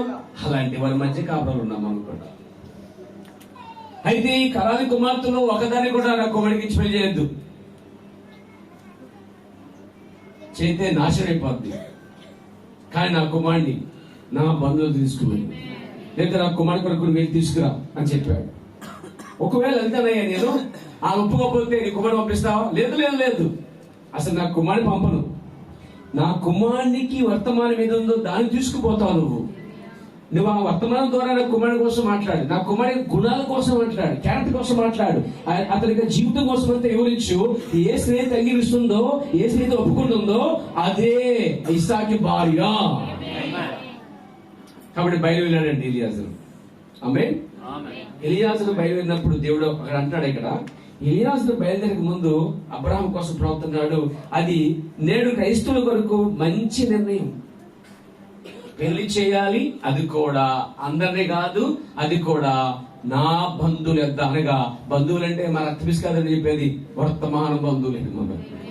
మీరు అనుకున్నారు, స్తోత్రం కలిగాక పరబడకండి. హల్లెలూయా. మా బంధువులంటే బంధువు పెట్టేకండి, ఎవరు ఎతికేకండి. నన్ను అక్కడ బంధువులు అనగా అబ్రహాము సంతానముగా పిలువబడిన వారు, విరిచిబడిన వారు. ఇప్పుడైతే వర్తమానంలో ఉన్నటువంటి ప్రజలు మన ఆత్మీయ బంధువులు వాడు. అందులో అందరు నమ్మేకూడదు మళ్ళా, ఎందుకంటే అబ్రహాంకి చాలా మంది బంధువులు ఉన్నారు. మళ్ళా ఏమండి, అబ్రహాంకి వేరే వేరే బంధువులు ఉన్నారు, కానీ సరైనటువంటి వారు మాత్రమే. దేవునికి స్తోత్రం కలిగాక, దేవునికి మహిమ కలిగాక. అదే నేడు క్రైస్తవుల కొరకు మంచి నిర్ణయం. ఏది నిర్ణయం? విశ్వాసులకి ఇచ్చి పెళ్లి చేయడం నిర్ణయం అండి. Praise God. అబ్రహాం యొక్క కుమారులు మరియు కుమార్తెలు ఎవరన్నాను వారి యొక్క పిల్లలను గురించి అదే నిర్ణయం చేసేదారు. అబ్రహాం ఎలా నిర్ణయం తీసుకున్నాడో, అబ్రహాం పిల్లలు ఎవరు అబ్రహాం ఎవరికైతే తండ్రిగా ఉన్నాడో ఆ ఆత్మీయ పిల్లలు క్రైస్తవులందరికీ ఆయన అబ్రహాము తండ్రిగా ఉన్నాడు. కాబట్టి అబ్రహాం యొక్క పిల్లలు కూడా అబ్రహాం వల్లే సరైన నిర్ణయం తీసుకోవాలి. సరైన మార్పు పొందిన వ్యక్తికి, సరైన బాప్తిజం వ్యక్తికి, సరైన ఆరాధన పొందిన వ్యక్తికి, సరిగ్గా బైబిల్ చదివే వ్యక్తికి, ప్రార్థన చేసే వ్యక్తికి, దేవుడు అంటే ఇష్టమైన వ్యక్తికి, దేవుడిని ప్రేమించే వ్యక్తికి, దేవుడి కోసం బతకలిగిన వ్యక్తికి ఇచ్చి పెళ్లి చేయడం అనేది ఒక అబ్రహామిక నిర్ణయం అంటాడు. దేవుడికి స్తోత్రం కలిగాక. అవిశ్వాసపు బాలికలు ఎంత అందంగా ఉన్నాను, వారు ఎంత మంచి స్త్రీగా ఉన్నాను. అబ్రహాము ఆ రకమైన చెత్తతో ఎవరండి ఈ మాట, ఆ రకమైన చెత్తతో అనండి లేకపోతానండి. ఆ చెత్తలో చాలా మంది మీ వాళ్ళు ఉన్నారు. ఆ చెత్తలో చాలా మంది ఉన్నారు. బేకేపీసీ అయిపోండి, అదంతా చెత్తే, క్షమించండి. అదే మా బంధువులు అలా అంటారు. అబ్రహాం కోసం దేవుడు అంటున్నాడు. చూడండి, అబ్రహాము ఆ రకమైన చెత్తతో తన కుమారుడు సంబంధం కలిగి ఉండటకు కోరుకునలేదు. ఆ రకమైన చెత్తతో మనం సంబంధం పెట్టుకోకూడదు, సంబంధం కలుపుకోకూడదు. ఆశలు పోతాయేమో, ఏమండి కులం తగ్గిపోద్దేమో, జనాలు ఏమంటారో, ఇవన్నిటి కోసం అబ్రహాం ఆలోచించట్లేదండి. అబ్రహాం సంతతి వరకు కూడా ఆలోచించరు కూడా. ఒకటే విషయం, అతడు మారుమనసు పొందాడా, ఆయన మారుమనసు పొందుందా, తిరిగి జన్మించాడా, అది దేవుని ప్రేమించేవారా కాదా, దేవుని పట్ల భయభక్తులు గల వారా కాదా, అది మాత్రమే ఆ గుణాన్ని చూడండి. కనుక ఆస్తుల్ని, అందాల్ని, చదువుల్ని, గొప్పతనాన్ని, కులాన్ని వాడిని చూస్తే మోసపోతారు పేరు మీరు. అవన్నీ ముందు బాగానే ఉంటాయి, కానీ రాను తర్వాత అప్పుడు అర్థమైంది. నా ప్రియ సోదరులారా, దాని విషయంలో మొదటికే మోసం జరగకుండా చూసుకోండి. దేవునికి స్తోత్రం కలిగాక, దేవునికి మహిమ కలిగాక. కాబట్టి సమయం వచ్చింది, నిర్ణయం తీసుకున్నాడు. నిర్ణయం అంటే పెళ్లి చేయాలి, కానీ ఎలా పడితే అలాగా, ఎవరికి పడితే అలాగా? No no no no no. మంచి ప్రార్థనా పరుడు, ఆలోచన పరుడు, ఎలాంటి వాడని చెప్తాను. అబ్రహాం భార్య శారాని ఒకసారి ఆ రాజు తీసుకెళ్ళిపోయాడు. ఈ నాయిగా పడుకున్నాడంట, రిలాక్స్, చింత లేదానికి, బాధ లేదు. అయ్యో ఏమైపోతాడు, టెన్షన్, జనం లేదు, ఒక్కడిని చంపేస్తాడు. నో నో నో, అసలు టెన్షన్ లేదు. ఏం చేస్తా? అబ్రహాం మాట ఇచ్చాడు, నీ సంతతిని నేను విమోచిస్తాను, నీ నుంచే రాజులు వస్తారు, నీ నుంచి గొప్ప సైన్యం వస్తారు అని చెప్పాడు కదా ఆయన. ఆవిడ అడే దిగుబడి కదా, వాడి సంతానం ఎందుకు వస్తుంది, నా సంతానం వస్తుంది. వాట్ ఈస్ కాన్ఫిడెంట్ అండి. మనమైతే టెన్షన్ పెట్టేసుకుని వెళ్ళిపోతాం. ఆయనైతే ఏ టెన్షన్ పడుకున్నాడట. ఎందుకని?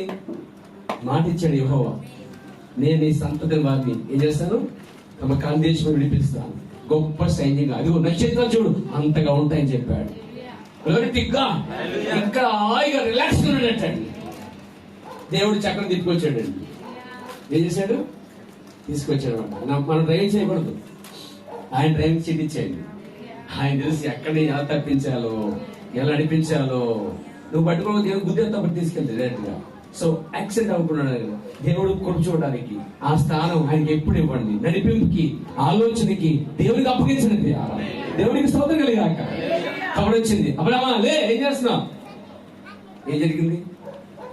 నీకు పెళ్లి అయిందంట కదా, ఇలా చెప్పావెందుకు, అలా చెప్పావెందుకు అని అన్నప్పుడు, అసలు ఎందుకయ్యా యెహోవా దేవుడు మా మీద కోపం చేసినవాడికి ఇప్పటికే మేము రోగాలతో బాధపడుతున్నాం, ప్రార్థన చేయవా అన్నాడు. ఏమన్నాడు? ప్రార్థన చేస్తావా? ప్రార్థన చేసుకుని, కారి పెట్టించుకొని, భోజనం చేసి సాగడం పడట. దేవుడు చక్ర తీర్థాలు ఉంటుందండి. మనం చెప్తే సాగడం కాదు, మన దేహత మొత్తం వాళ్ళ ముందు. ఎంత గొప్ప కార్యం ఉంటుంది. దేవునికి స్తోత్రం కలిగాక, దేవునికి మహిమ కలిగాక. చూడండి, అప్పుడు వీళ్ళిద్దరు మాట్లాడుకున్నారు. దేవుడు ఎంత కాపాడాడు, నాకు తెలుసు దేవుడు కాపాడతాడు అన్నాడు ఈయన.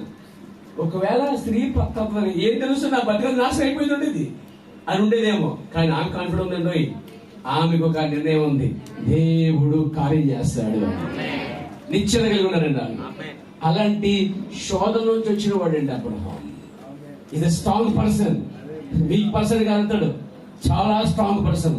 శోధనలో, నిందలో, అవమానాలు అన్ని పొందితేనే మనం స్ట్రాంగ్ అవుతామండి. అవన్నీ లేకపోతే టచ్ మీ నాట్ అని ముడిచిపోతాం. జబ్బులు ఎక్కువైపోతాయి. అప్పుడు మర్యాదలు, మంచాలు, కార్యక్రమాలు, సెలసెట్లు కార్యక్రమాలు, ఇంజక్షన్ పడటాలు, ఇదే రోగాలు ఎక్కువైపోతాయి. మర్యాద ఇక ముందే లేదట, ఆ తర్వాత ఇక మంచం ఎత్తేదన్నమాట. కాబట్టి ఇది పూర్తిగా బయటపడండి, స్ట్రాంగ్ అవ్వండి, బాగా కొట్టబడండి, నిందించబడండి. ఇదేంద్ర ప్రసంగం బాబు, ఇదే ప్రసంగం అండి. నిందించబడండి, కట్టబడండి, తిట్టబడండి, అవమానం పొందండి, ఎవరేమనుకున్నాండి. ఎందుకంటే మీరు స్ట్రాంగ్ అవ్వాలన్నమాట. ఎవరు ఇష్టపడుతున్నారు? నన్ను ఎవరు ఏమనుకోవద్దు, నేను ఎవరు ముట్టుకోను, నన్ను ఎవరు ముట్టుకోకూడదు. ఇందులో కుదరదండి. ఇందులో ప్రతి వారు నిందించడం జరిగింది. అక్కడే నీకు నిజమైన విమోచన వస్తుంది. దేవునికి స్తోత్రం కలిగాక. బంగారము కొలిమిలో వేచినప్పుడు, బాగా కాలినప్పుడు, దానికి ఉన్న పట్టిన మురికంతా పోతే అప్పుడు శుద్ధ సువర్ణ ప్రకాశిస్తుందండి. వజ్రము కూడా చూడండి, వజ్రం అది అంత డైమండ్ గా, అంత ప్రకాశించేదానిలా ఆకర్షణగా ఉండాలంటే ఆ స్టోర్ రూమ్ కి రాకముందే, ఆ జ్యువెలరీ షాప్ కి రాకముందే అది ఆ కోలలో బాగా కట్ చేయబడి, నిందించబడి, అవమానపరచబడి, అన్ని విధాలుగా శోధించబడి అప్పుడు అక్కడికి వస్తుందండి. ఆకర్షించబడి దేవునికి స్తోత్రం కలిగా. మీరు నాతో ఉన్నారా? దేవుని నా మహిమ కలిగాక. చూడండి, ఒక రోజున మామూలుగా ఒక బండ చెక్తా అని చెప్పాడు శిల్పి. తట్టుకుంటా ఉన్నాడంట, కష్టం అన్నదంట. ఇంకో బండ దగ్గరికి వెళ్ళి తట్టుకుంటావా, నేను చెక్తా అన్నదంట. అయ్యా, మంచి జరుగుతుందంటే, నేను ఉపయోగపడతానంటే, నేను మంచి నా జీవితం నేను ఎవరికైనా ఉపయోగపడతానంటే, నా వల్ల 10 మంది దీవించబడతారంటే, నా వల్ల 10 మంది పోషించబడతారంటే, నా వల్ల నా పేరు చెప్పుని కొంతమందికి మంచి జరిగిద్దంటే చెక్కే ఉందంట అండి. తట్టుకుంటానంట. చెక్కేసాడండి. ఓచుకుంది అయిపోయింది, పనంతా అయిపోయింది. ప్రైజ్లో ఒక మంచి మహోన్నత కళాకారులు తయారైపోయిందండి. దాన్ని తీసుకొచ్చి మ్యూజియంలో పెట్టారట. దేవుడికి మహిమ కలిగాక. ప్రతి వారు చూసి బాబా ఎంత బాగుంది, మనిషి నిలబడ్డాడంత హ్యాపీగా చూశారట, కొనియాడారట, ఇష్టపడ్డారట, ఫోటో తీసుకున్నారట అండి. ఇంకో బండ ఉంది కదా, దాన్ని ఎక్కడ కాల్కి తీశారు. దాన్ని జగన్ తొక్కుని పోతారంట. అందంట, ఇందాక అలా చెప్పినట్లే తిన్నట్టు బాగుంది, నేను నా బతికి ఎక్కడ ఉంది, బయట తొక్కుని పోతున్నాను నన్ను, కానీ దాని బతికి ఎక్కడ ఉంది, మహిమపరచబడుతుంది. నేను నిజంగా వచ్చుకుంటే ఎంత బాగున్నదంట. ఏ ప్రయోజనం, చేతులు కాగట్టుకుంటూ ఏం ప్రయోజనం. అంత అయిపోయిన తర్వాత రావటం. చూడండి, ముందే ఆయన తీసుకోవాలి. కొంచెం వచ్చుకున్నది అక్కడ మహిమపరచబడింది, కొంచెం వచ్చుకున్నది ఆ డైమండ్ అందరిని ఆకర్షిస్తుంది, కొంచెం వచ్చుకున్నది ఆ బంగారం అక్కడ ప్రకాశిస్తుంది. ఆ విధమైన జీవితం ఇష్టపడిన దేవునికి స్తోత్రం కలిగాక. అంతే మాత్రం కాదు, ఈ యువతల వాటిని ఎవరైతే సుఖపొందుతున్నాడో అవతల వాడిని కష్టపడుతున్న బైబిల్ చెప్తుందండి. ఎవరైతే కష్టపడుతున్నారో అక్కడ సుఖపొందుతున్నారు అని చెప్తుంది. లాజరు చూడండి, కష్టపడ్డాడు, సుఖపొందుతున్నాడు. తర్వాత చూడండి, చాలా సుఖంగా జీవించాడు, చచ్చి అక్కడ బాధపడుతున్నాడు. రివర్స్ అంతా కూడా. కాబట్టి క్రైస్తవం అంటే 4 చేతులు 5 నీళ్ళు కలిపితే 4 కార్లు వస్తాయి, 4 బైక్లు వస్తాయి, 4 భూములు వస్తాయి, బిల్డింగ్లు వస్తాయి, చక్క బతకొచ్చు. క్రైస్తవం అంటే ఎంత దీవుని ఆశీర్వాదం, ఎంత శుద్ధి కార్యం. ఇలాంటి బోధలకి ఎప్పుడు ఇష్టపడకపోయారు. ఒకడు కనుక సాంబార్ వేసాడంటే, సాంబార్ పొడి వేసాడంటే అప్పుడప్పుడు షాప్లోకి వస్తాడు. అక్కడ పొగేస్తాడు అనమాట. పొగేసి ఏం చేస్తాడు, ఈజ్ వెయిటింగ్, డబ్బులు వేయాలి, పొగకి డబ్బులు, పొగకి డబ్బులు. ఇలా నువ్వు పొగేసుకున్నాక వాడు బాగుంటాడు, నువ్వు పోతావు ముందు. సరే, ఇలాంటి బోధలకి, కల్పనా కథలకి, కార్యక్రమాలకి అలవాటుపడకండి. క్రైస్తవం అనేది కాదు. క్రైస్తవం అంటే మెచ్చుకునేది కాదండి. క్రైస్తవం అంటే నేను పొగిడేది కాదు. క్రైస్తవం అంటే అమ్మ అబ్బా అనేది కాదు, లేకపోతే అవ్వా అనేది కాదు. కానీ శ్రమల గుండా అబ్రహం వచ్చాడు చూడండి, అది క్రైస్తత్వము. అబ్రహామే కాదు, ఇస్సాకు కూడా అలాగే వచ్చి అడిపోయారా. దేవునికి స్తోత్రం కలిగాక. కాబట్టి వివాహ సమయం వచ్చింది, నిర్ణయం తీసుకున్నాడు.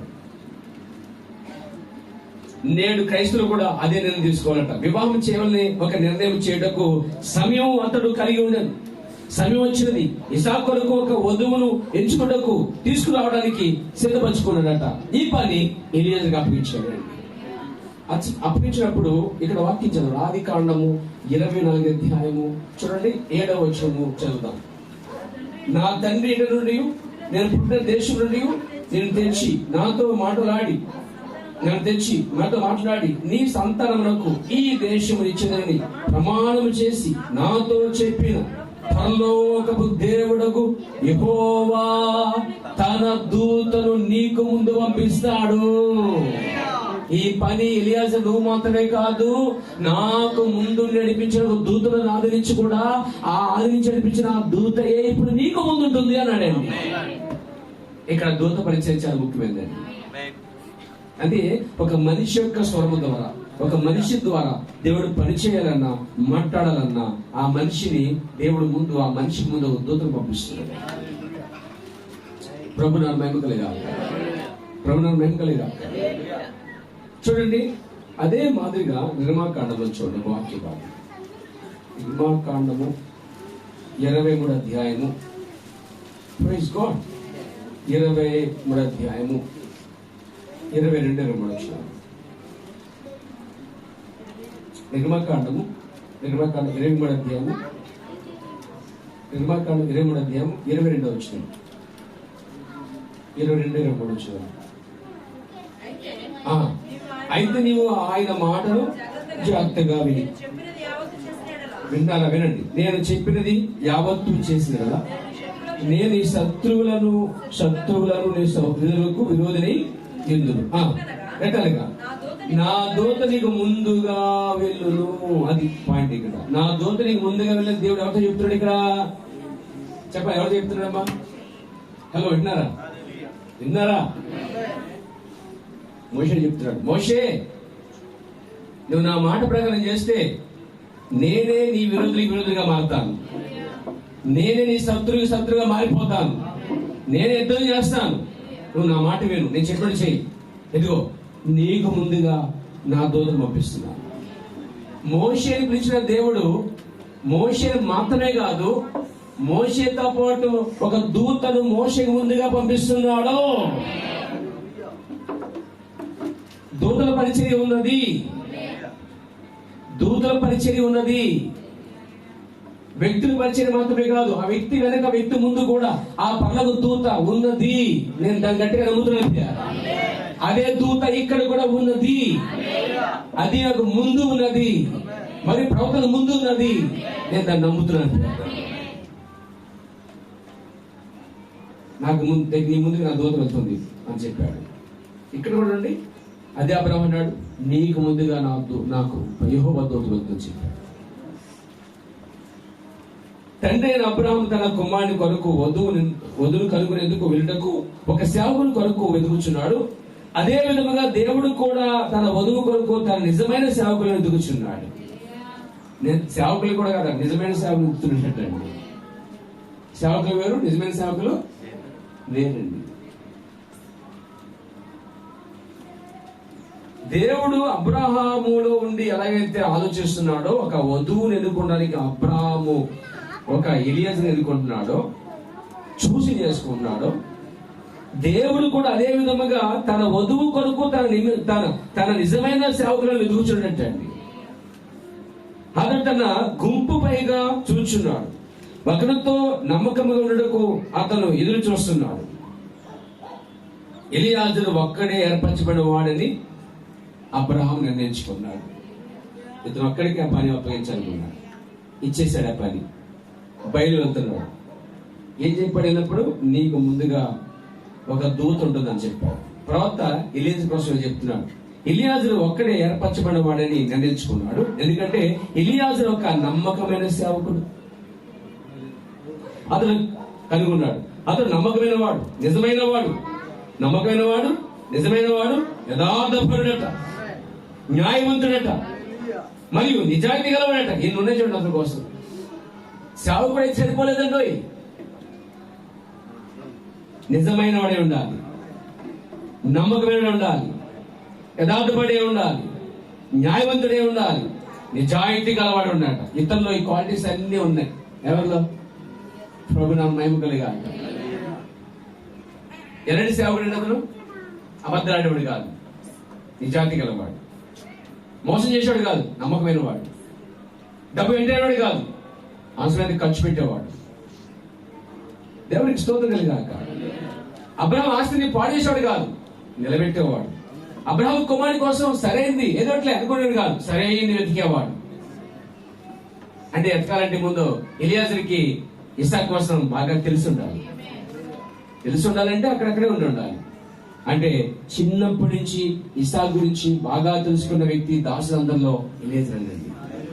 చెప్పులు ఎలాంటి ఇష్టపడతాడు, ప్యాంట్లు అంటే ఇష్టపడతాడు, షర్ట్లు అంటే ఇష్టపడతాడు, ఏ విధంగా డ్రెస్ వేసుకుంటాడు, ఏ విధంగా ఆయనకి ఇష్టమైన ఉంటాయో. కొన్ని ఇష్టమైన ఉంటాయి కదా మనకందరికీ. నాకు మీకు ఉంటాయి ఖచ్చితంగా. నాకు మాత్రమే, మీకు కూడా ఉంటాయి. బహుశా మీకు ఇష్టమైన కొన్ని నాకు ఇష్టం లేకపోవచ్చు, నాకు ఇష్టం మీకు ఇష్టం లేకపోవచ్చు. ఇద్దరికి ఇష్టమైతే కొంచెం కష్టంగా ఉంటుంది, సరి తక్కువైపోతుంది. దేవునికి స్తోత్రం కలిగాక. ఏమండి వింటున్నారా? దేవునికి మహిమ కలుగునుగాక. కాబట్టి అబ్రహాము కుమారుడు ఇస్సాకు కోసం ఎలియాజరు పూర్తిగా గుర్తించాడండి. అంటే టోటల్ గా అతనికి ఎలాంటి టేస్ట్ ఉన్నదో, డ్రెస్ లో గాని, భోజనంలో గాని, తన ప్రవర్తనలో గాని మొత్తం చదివేశాడండి. సో బయలు వెళ్ళాడు, సబ్జెక్ట్ తీసుకెళ్తున్నాడు. నేను అంటున్నాను, ఇస్సాకు కోసం సబ్జెక్ట్ తీసుకుని బయలు వెళ్ళేవాడే ఎలియాజరు అండి. ఇస్సాకు కోసం వివరించడానికి వెళ్ళేవాడే ఒక బుక్ పట్టుకున్నట్టుగా అతను చరిత్ర పట్టుకుని వచ్చేసాడు అక్కడికి. దేవునికి స్తోత్రం కలిగాక. అయితే విషయం ఏంటంటే అతనికి ముందుకు దూత ఉన్నది. ఇక్కడ ఇక్కడ ఏం చెప్తున్నాను నేను, దేవుడు ఒక దూత ద్వారా పనిచేస్తున్నాడు. దేవుడు ఒక ప్రవక్తని పంపినప్పుడు, ఒక సేవకుని పంపినప్పుడు ఊరికే పంపట్లేదండి దేవుడు. దాని వెనక ముందు ఒక దూతని ఆవరించి పంపిస్తున్నాడు. ఓ ప్రభు నా మహిమ కలుగును గాక. చూడండి, నిజమైన దేవుని సేవకులు దేవుడు వారిని పంపించే వరకు వేచి ఉంటారట. ఎలియాజర్ని పిలిచేదాకా ఎలియాజర్ తన పనిలోనే పోతున్నాడండి. నన్ను పంపుతావా అని అడగలేదు ఎలియాజర్. నేను పనికి వస్తాను చూస్తావా అని పెర్ఫార్మెన్స్ చేయలేదండి ఎవరి దగ్గర, అబ్రహాం దగ్గర. అసలు అవి ఏం లేదు, తన పని తను చేసి పోతున్నాడు. అబ్రహాం అనిపించింది ఇతడు కరెక్ట్ అనిపించింది. అబ్రహాం అనిపించింది ఇతడు రైట్ పర్సన్ అని. ఎందుకంటే అబ్రహాము ఆ దాసులందరినీ చూసినప్పుడు ఇతడు నిజాయితీపడిగా ఉన్నాడు, నమ్మకస్తుడిగా ఉన్నాడు, న్యాయవంతుడిగా ఉన్నాడు, తర్వాత ఇతడు నీతివంతుడిగా ఉన్నాడు, ఇతడు చాలా యథార్థపడి గుర్తించాడు. కాబట్టి ఈ పని పంపించాడు. దేవుని సేవ అంటే, దేవుని పరిచయం అంటే, దేవుని సంఘం అంటే, దేవుడు అలా తన వధువుని అలాంటి వారికి అన్నాడు అప్పగించాడు. రాజీ పడే వారికి అప్పగించాడు వధువుని. పర్లేదు, ఎలా చేసినా పర్లేదు. పాస్టర్ గారండి అందరు కిస్మెట్ చేసుకున్నారండి, మనం కూడా కిస్మెట్ చేసుకుందాం అంటే కనుక ఈ పాస్టర్ ఒప్పుకోండి. పాస్టర్ గారిని బాప్తీస్ పొందండి, ఇది ఒట్లేదమ్మా దాన్ని దేవుడు చెప్తాను అనేవాడిని. అంతేగాని పర్లేదా ముంచుకమ్మా బాగుండమ్మా ఆ టైపు ఎన్నడూ మన ఇష్టపడకూడదు. పాస్టర్ గారు ఆదివారం రాలేకపోతాను, పర్లేదు దశబాబు ఇచ్చే సరిపోతులే, నువ్వు రాపోయినా పర్లేదు అనేవాడు మాత్రం కాదే కాదండి. ఎలా వచ్చినా పర్లేదులే, ఏం చేసినా పర్లేదులే, ఇష్టాసరిగా దొల్లే చేసే, నువ్వు ఏదంటే ఓకే ఆల్ రైట్ అనేటువంటి గంగిరెద్దు పాస్టర్ గారు ఉన్నంత వరకు సంఘం ఏనాడు కూడా సిద్ధపడదండి. ఎల్లప్పుడూ ఆ సేవకుడు వాక్యముతో మాత్రం నిలబడాలి, వాక్యం మాత్రమే అందించాలి. అలాంటి వాడు ఎలియాజరండి. ఎలియాజర్ తనకన్నా ఎక్కువ అసలు తన ప్రసంగం అన్ని కూడా అబ్రహాం కోసం మాట్లాడుతున్నాడు, అబ్రహాం జీవితం కోసం మాట్లాడుతున్నాడు. వింటావమ్మా? ఆమేన్ ఆమేన్. వింటారా? ఎలియాజర్ తన కోసం ఎత్తట్లే, నేను ఇది. కొంతమంది ప్రశ్న చెప్తే నేను గోంగూర పచ్చిరహిడు, నేను రెవరెండు, నేను బిషప్. ఒక ఆయనకి వాక్యం చెప్తాడు, దేవుడు అనాథాశ్రయం కట్టమని చెప్పుకొచ్చాడు. అనాథాశ్రయం కట్టమని చెప్పాడు దేవుడు, సంఘం కట్టమని చెప్పాడు కానీ స్కూల్ కట్టమని చెప్పాడా, ఎడ్యుకేషన్ కట్టమని చెప్పాడా, ఏమండి తన్నసాలు ఏమన్నాడు చెప్పాడా? సరే వాళ్ళు అది చెప్పుకుంటారు. కానీ ఎలియాజరు తనకన్నా ఎక్కువ అబ్రహాం కోసం, అబ్రహాం పిలుపు కోసం, అబ్రహాం మార్పు కోసం, అబ్రహాం వృద్ధాపంలో ఎలాంటి కుమారుడు కన్నాడో దేవుడు అందుకని తోడుగా ఉన్నాడు, మొత్తం ఆ ప్రసంగాల కోసం మాట్లాడినట్టు మనకి చెప్తున్నాడు. ఆ తర్వాత ఇస్సాకు దగ్గరికి వచ్చేసాడు, ఒక పెళ్లి కుమారుడు కోసం మాట్లాడి పెట్టాడు. ఇస్సాకుకి ఒక వధువు కావాలి, ఆ వధువు కోసం వచ్చానని చెప్పాడట. అసలు కరెక్ట్గా చెప్పాడు, మూడే ప్రసంగం చెప్పాడట. ఒకటేమో అన్యుల నుంచి వేరైన అబ్రహాము అని చెప్పాడట. రెండోదేమో రూపాంతరపరచు శక్తి కోసం మాట్లాడాడట. వేరు చేయబడిన తర్వాత అబ్రహం రూపాంతరపరచబడ్డ చెప్పుకొచ్చాడట. ఎవరొస్తుందో మారిపోయారని చెప్పాడట. సంతోషం లేదా?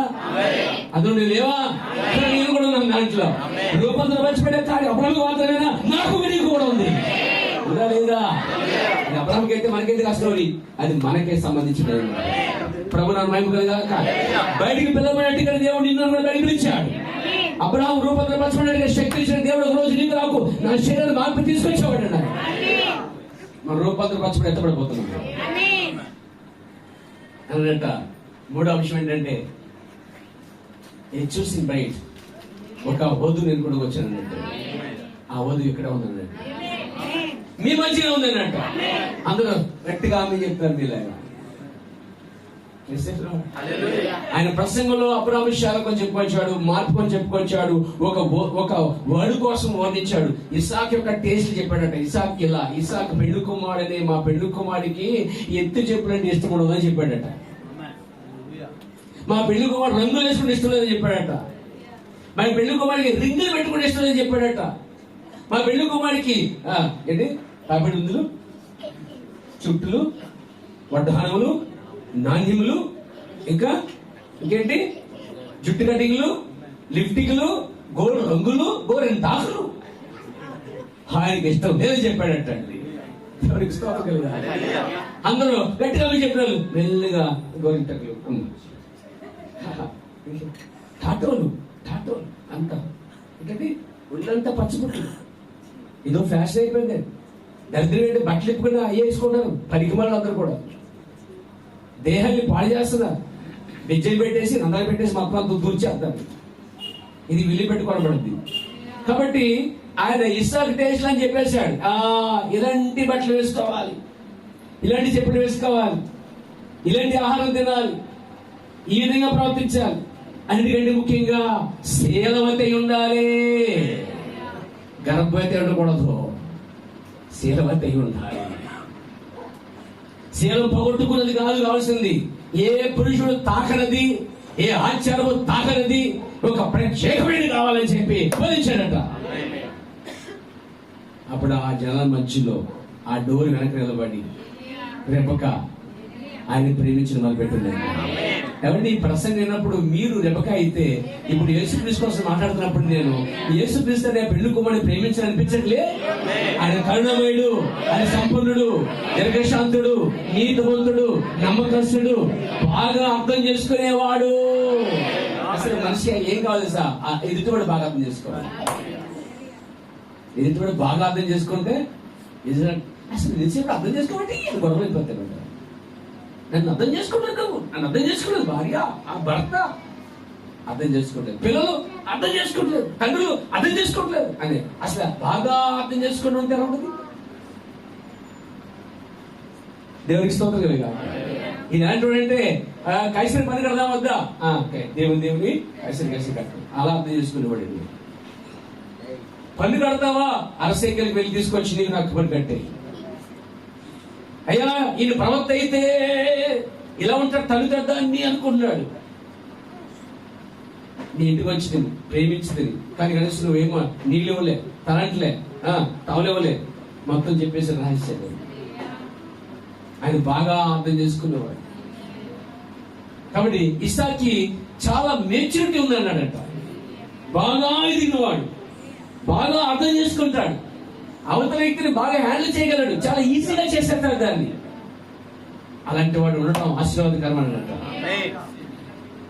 అన్ని బాగున్నాయి కానీ రింగులు, తిరుమల బాప్తిస్మ పథకాలు, ప్రబద్ధ భోజనాలు, ఇప్పుడు మాకు దేవతలు ఎక్కువైపోయి ఒకే దేవుడు అంటే విడువు అని కొంతమంది వెళ్ళిపోయారు. కానీ ఈవైతే మొదలుపడింది, నాకు దేవుడు ఒక్కడే, విశ్వాసం ఒక్కటే, బోధ ఒక్కటే, ఎలియాజరు నా ప్రవక్త, ఎలియాజరు నా బోధకుడు. అసలే ఆ కార్యాలన్నీ అనుకుంటూ ఒప్పింపజేసింది ఎవరు తెలుసా? ఈ ముందుండి ఒక దూత. ఎన్ని ప్రసంగాలు ఇరిగిపోయి వచ్చినా, అతుకులేని ప్రసంగాలు వచ్చినా దాన్ని అన్నింటిని అర్థం చేసుకుని ఇచ్చేవాడు ఒకడు ఉన్నాడండి. ఈ రోజు చెప్పే ప్రసంగాలు ముఖ్యములు కావచ్చు, కానీ పరిశుద్ధాత్ముడు వాటన్నింటినీ ఒక చేర్చి ఒక చిత్రం చూపించేవాడు పరిశుద్ధాత్ముడు. అది నీకు నాకు చాలా అవసరం. ఈ పరిశుద్ధాత్మ ప్రవక్త అన్నాడు, అటు రెబెకాకి పనిచేస్తాడంటే ఇదే పరిశుద్ధాత్మ ఎలియాకి పనిచేస్తాడంట. ఇవి పక్షాలు పనిచేసేదే పరిశుద్ధాత్మ అండి. అసలు ఈయన ప్రార్థన చేస్తున్న పరిశుద్ధాత్మ అక్కడ ఉన్నది. ఇదే ప్రార్థన చేస్తున్నాడు, అలా ఉండాలి, ఇలా ఉండాలి, అడిగితే నీళ్ళు వేయాలి, అడగకుండా ఒంటికి నీళ్లు పోయాలి, ఇదిగా చెప్పండి ఉంటే పరిశుద్ధాత్మ వెళ్ళిపోయింది.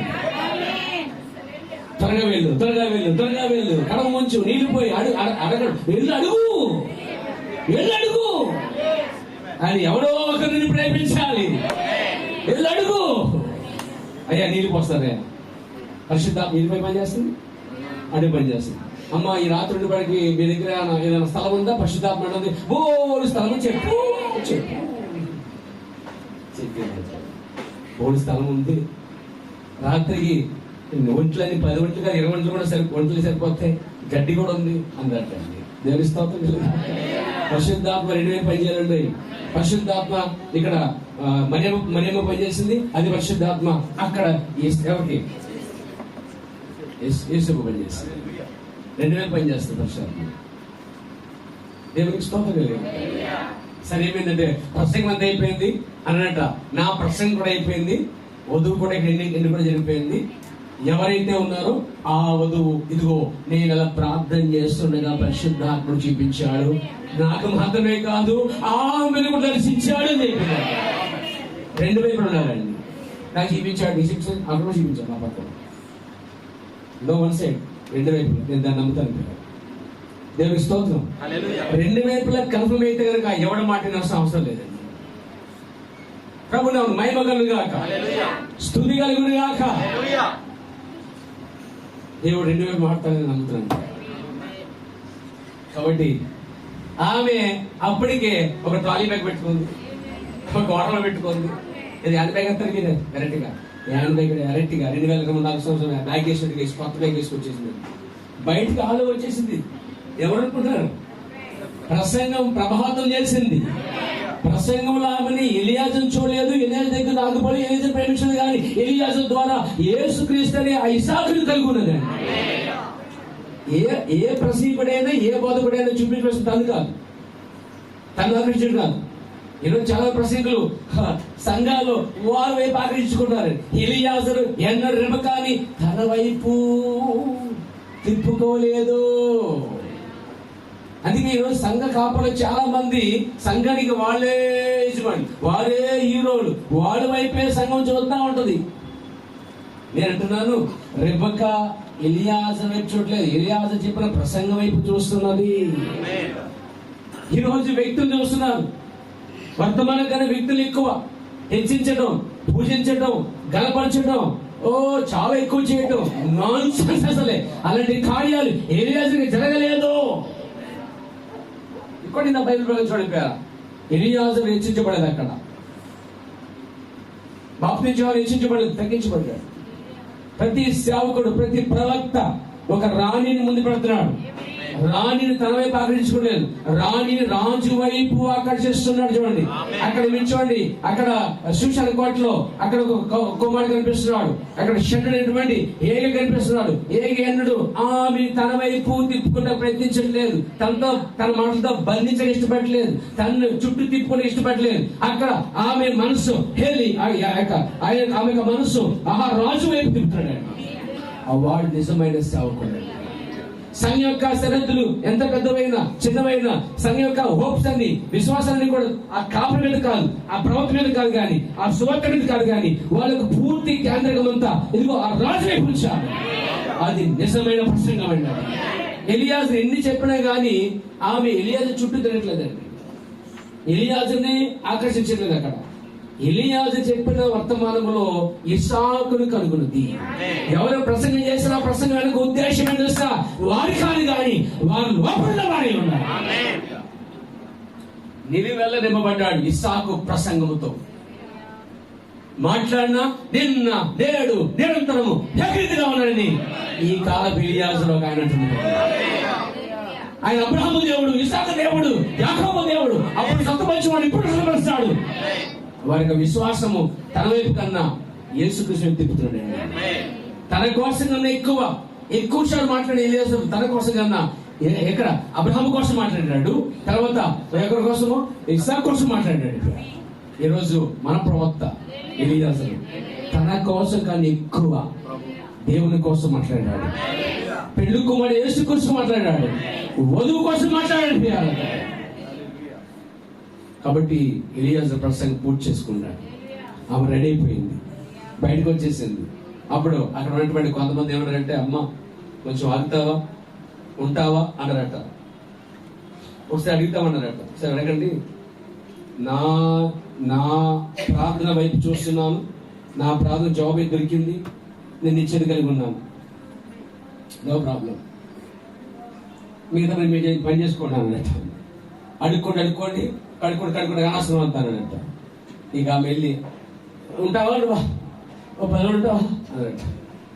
10 నిమిషాలు కూడా ఉన్నా అసలు లేదు, 10 నిమిషాలు కూడా మా ఆయన మిగిలిపోవాలి. ఏ రిలాక్షన్ అండి, నిజంగా ఏ కాన్ఫిడెంట్ అండి, అలాంటి రెవల్యూషన్ అండి, అది అలాంటి ప్రత్యక్షత. అది వస్తావా అంటాడు ఆయన. 2 రోజులు వస్తాను మా ఇంటి అమ్మగారింటికి. ఏమంటారు? అమ్మగారింటికి వెళ్ళి వాడవుతాను వస్తాను.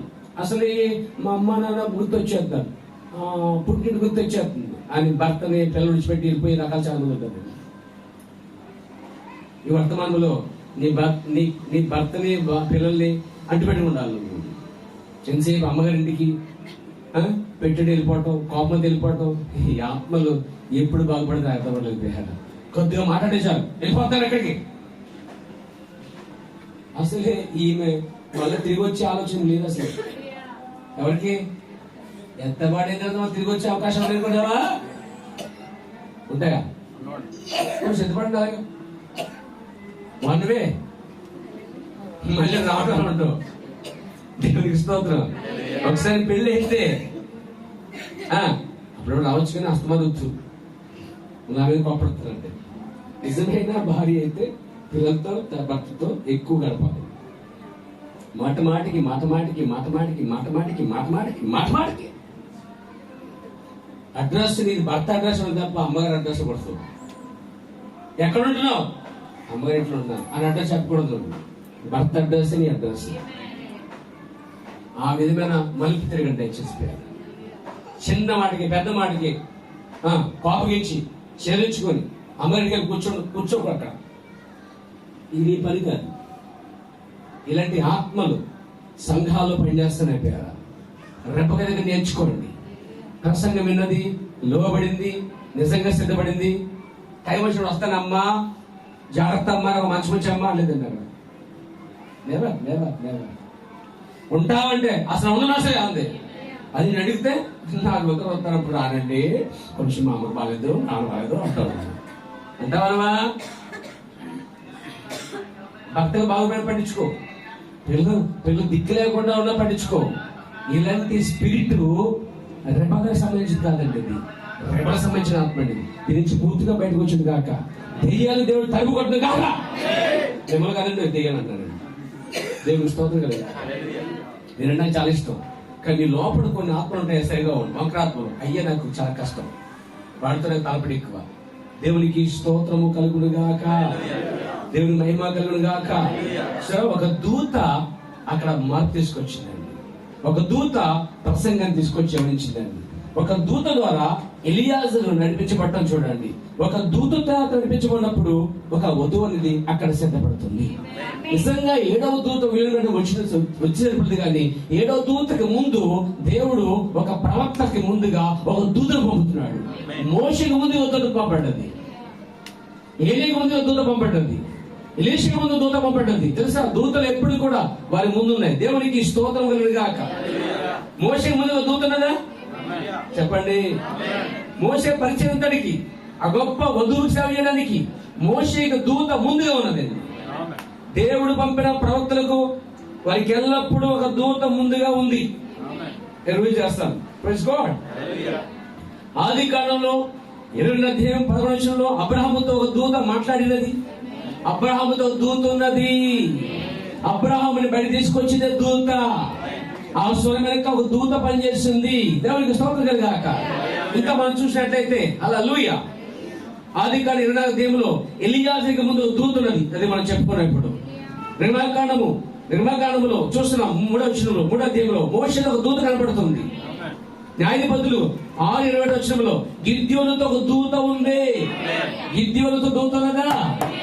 దేవుడు మాకు తోడైన ఈ అద్భుత కార్యం ఏమాయను అని అడిగాడు. ఒక దూతను దేవుడు పంపించాడు. వెళ్ళు, ఆ యొక్క గాది వెనక దులుపుకున్నా గాని నీకు చాలా పని ఉన్నది అని ఒక దూతను దేవుడు పంపించాడు. గిద్యోను ఆ దూతతో నడిపించబడ్డాడు. నిజంగా ఆ శత్రులపై గొప్ప విజయం తీసుకొచ్చాడు. 2వ అధ్యాయం 1-3 వచనంలో ఏలియాతో ఒక దూత మాట్లాడుతుందండి. ఏలియాతో ఒక దూత మాట్లాడుతుంది. పేర హల్లెలూయా. అలాగే దినోత్తర గ్రంథం చూసినట్లయితే దావీదుకు ఒక దూత నడిపించబడుతుందండి. జకర్యా గ్రంథం 1:14లో జకర్యాతో ఒక దూత మాట్లాడింది. దానియేలుతో ఒక దూత మాట్లాడింది. కొత్తలోకి వచ్చేస్తున్నప్పుడు టైం లేదు. పేతురుతో ఒక దూత మాట్లాడుచున్నది. చదువుతారా? కొత్త గ్రంథంలో అపోస్తలుల కార్యాలు 10వ అధ్యాయం, అపోస్తలుల కార్యాలు 10వ అధ్యాయం 7. పేతురుకు దూత కనిపిస్తుంది. ఎక్కడ? సరసాల ఉన్నప్పుడు అంట నిద్రలో పడుకున్నాడు. ఎవరండి పడుకున్నాడా? గొర్రె పడుతున్నాడు. మళ్ళా కళ వచ్చింది అనుకోండి అంట. దూత వచ్చేసిందండి. దూత వచ్చేస్తే ఆ శంకులు తెగిపోయాయి. ఇదంతా కళ అనుకున్నాడట. కొన్నిసార్లు కళలు నిజం అనిపిస్తాయి. లేదు చూస్తే అది కళ అని బాధ కల్పిస్తుంది. అది నిజమైతే బాగుండు అనిపిస్తుంది. సరే లేచాడండి, వెళ్ళిపోతున్నాడు అంట. అయ్యగారు వస్తుంటే డోర్లు తెలుసుకోండి అంటాడు. అటువి డోర్లు అప్పుడే ఉన్నాయండి, ఇప్పుడు కాదు. ఒకసారి మా పాస్టర్ జిందే గారు అమెరికా దేశం కొత్తగా వెళ్ళాడంట. అనంట, చూసావా మీ భారతదేశమే మా దేశం, ఇండియా మా అమెరికా దేశం, అలా వెళ్తే డోర్లు ఓపెన్ అయితే అని అంటాడు. మా పాస్టర్ గారితో ఓకే అంట. నాకు పాస్టర్ ఉన్నాడంటే తెలుసా మీకు? సంగతి తెలుసు కదా. మీకు పాస్టర్ ఉన్నాడా? ఇద్దరు పాస్టర్ ఉన్నారా? ఒకటే పాస్టర్ నాకు. నేనంటే నా పాస్టర్ మార్చను కూడా. ఆ తర్వాత విషయం ఏదైనా సరే మీరు కూడా పాస్టర్ మార్చకూడదు. 6 నెలలకి సంవత్సరానికి సంఘాన్ని పాస్టర్ని మార్చకూడదు. ఎల్లప్పుడూ ఒకే నిర్ణయంతో ఉండాలి. నిర్ణయం మారకూడదండి. నిర్ణయం మారుతుందంటే తిరస్తం లేని జీవితాలండి కూడా. దేవుడికి స్తోత్రం కాదు అనంట. చూసావా మా అమెరికా దేశం ఎంత డెవలప్మెంట్ అయిపోయిందో, అలా వెళ్తే కాదు, అలా వెళ్తే చాలు, అవి ఆటోమేటిక్ గా ఓపెన్ అయిపోతాడట. మా పాస్టర్ అంట, ఓ ఇది మాకు ముందే తెలుసు అన్నాడట. ఇప్పుడు మీరు కనిపెట్టారు కానీ ఇదివరకే బైబిల్లో ఉందని చెప్పాడట. చూసారా ఇప్పుడు స్తోత్రం కలిగి. కాబట్టి బయటకు వచ్చేస్తాడు. బయటకు వచ్చిన తర్వాత ఆ దూత కనిపించింది. అంటే పేతురుని బంధించిన దూత మాత్రం పేరుకు సహాయం చేస్తుంది. నిన్ను లోకం బంధించినా, పాపం బంధించినా, ఏది బంధించినా ఒక దూత నీకు సహాయం చేస్తుంది. అది నువ్వు నమ్మినప్పుడు, అది నువ్వు నమ్మినప్పుడే. అపోస్తలుల గ్రంథం 20వ అధ్యాయంలో పౌలుకి ఒక దూత కనిపించిందండి. అది ఏ సమయం అంటే పౌలు సాక్షి చెప్పుకుంటూ సముద్రం మీద వెళ్తున్నటువంటి సమయం. అనగా పౌలు బంధించబడ్డాడు. ఒక దేశం నుంచి దేశానికి సముద్రంలో ఆ ఓడలు తీసుకెళ్తున్నారు. అతన్ని బంధించి తీసుకెళ్తున్నప్పుడు ఒక దూత వచ్చినది. భయంకర తుఫాన్ రాబోతుంది, భయంకర పరిస్థితి రాబోతుంది. అయితే వాడికి తప్ప వీళ్ళు ఎవ్వరు కూడా ప్రాణహాని జరగదు అని చెప్పింది. ఈ తుఫాను గాలికి వాళ్ళు భోంచేయడం మానేసి చాలా కష్టపడనట్టండి. అయ్యా దయచేసి ఒక మాట చెప్తానయ్యా, నన్ను నమ్మండి అయ్యా. ఒక బంధించబడినవాడు, ఖైదీగా ఉన్నవాడు చెప్తే వింటారా? వాళ్ళు నిజంగా వెళ్ళలేదండి. వాళ్ళు నా మాట వినండి అయ్యా, వాడికి తప్ప మనకు ఏ హాని జరగదు. గత రాత్రి దేవుడు దూత నాతో చెప్పింది, నాకు ముందు దూత ఉన్నదని చెప్పాడండి ఆయన. ఇక్కడ అబ్రహాంకి తోడుగా ఉన్న దూత, ఇజ్రాయేలుకి తోడుగా ఉన్న దూత, మోషేకి తోడుగా ఉన్న దూత, గిద్యోనుకి తోడుగా ఉన్న దూత, ఏలీయాకి తోడుగా ఉన్న దూత, దావీదుకి తోడుగా ఉన్న దూత, జక్కరికి తోడుగా ఉన్న దూత, దానియేలుకి తోడుగా ఉన్న దూత, ముందుగా నడిపించిన దూత. అసలు ఆ సింహ గోళ్ళన్నీ మూసేసిందే దానియేలుతో ఉన్న దూత అండి. దేవునికి మహిమ కలిగాక. దానియేలు కూర్చోడైతే దానియేలు ఏం మాట్లాడలేదు. సింహంతో ప్రార్థన చేసుకున్నాడు. హాయిగా విశ్వాస కదా. సరే నిజమైన ప్రార్థన చుట్టూ ఒక దూత ఉంటుంది. యెహోవా యందు భక్తి గల చుట్టూ ఒక దూత కావలి కాపాడుతుంది. నువ్వు నమ్మినప్పుడే కాని జరిగింది. దేవుని స్తోత్రం కలిగాక. పౌలుకి దూత ఉన్నది. అపోస్తలుల గ్రంథం 8:20 పిలుపుకి ఒక దూత ముందెళ్తుందండి. ఈ బైబిల్ అంతా చూడండి. ప్రతి సేవకుడికి పిలువబడిన, ఏర్పరచబడిన ప్రవక్తకైనా, సేవకుడికైనా, సోదరుడికైనా, మరి పిలువబడిన ప్రతి వ్యక్తికి ఒక దూత తోడుగా ఉంది. ఒక దూత ముందుగా వెళ్తుంది. అపోస్తలుల గ్రంథం 8:26 పిలుపుతో ఒక దూత మాట్లాడుతుంది. లేదా ఆఖరి మాటకు వచ్చేస్తాం. ప్రకటన గ్రంథము 22:8 యోహాను తన దూతను నడిపిస్తుంది. అసలు యోహానే ఒక దూత నడిపిస్తుంది. టోటల్ గా ఆది కాండం నుంచి ప్రకటన గ్రంథం వరకు మనం చూసుకోవచ్చు. ఇప్పుడు ఎక్కడ చూసినా దూతలు పిలువబడిన వారి వెనక ముందు నడిపిస్తున్నాయి. ఇకపోతే మన టైం వచ్చింది. ఇప్పుడు ఇక్కడ ప్రకటన గ్రంథం రాసిన యోహాను కూడా దూత నడిపిస్తుంది. అసలు ఆ దూత అన్ని చూపించాక ఆ దూతకి నమస్కారం చేస్తుంటే, ఆరాధించ ప్రయత్నిస్తుంటే దూత నన్ను ఆరాధించకు. ఏ దూతలు ఆరాధించబడక ఇష్టపడలేదండి. గుర్తుపెట్టుకోండి.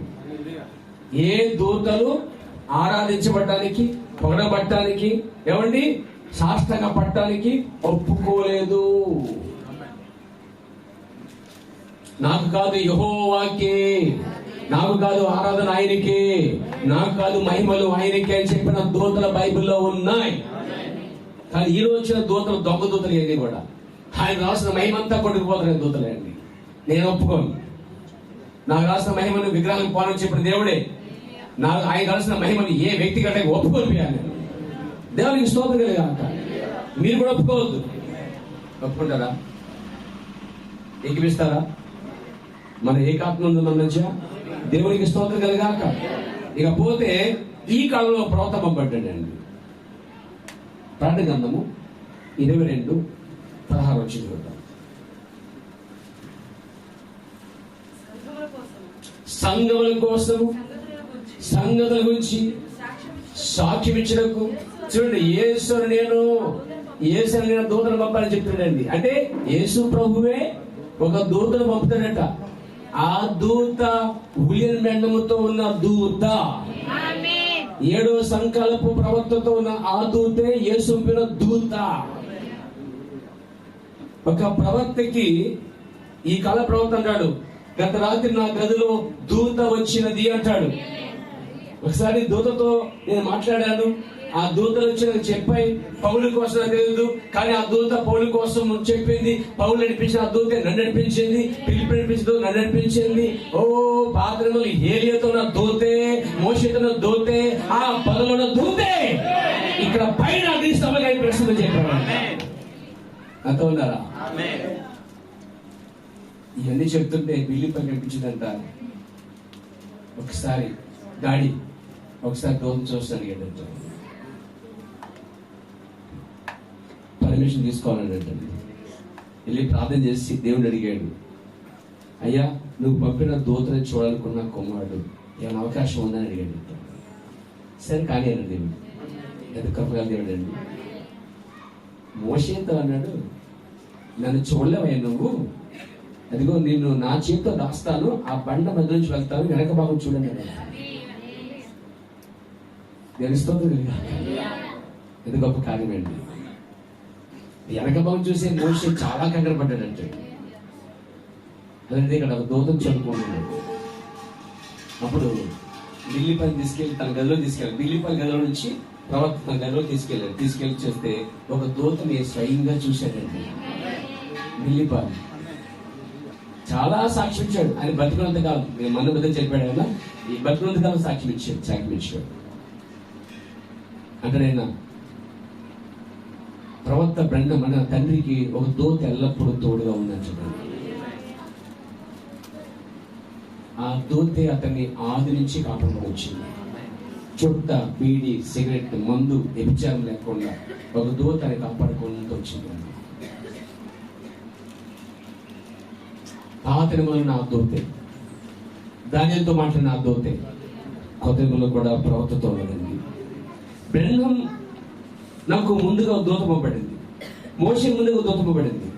దేవుడు నేను యథార్థంగా ఉండడానికి ప్రయత్నిస్తాను. ప్రవక్త అన్నాడు,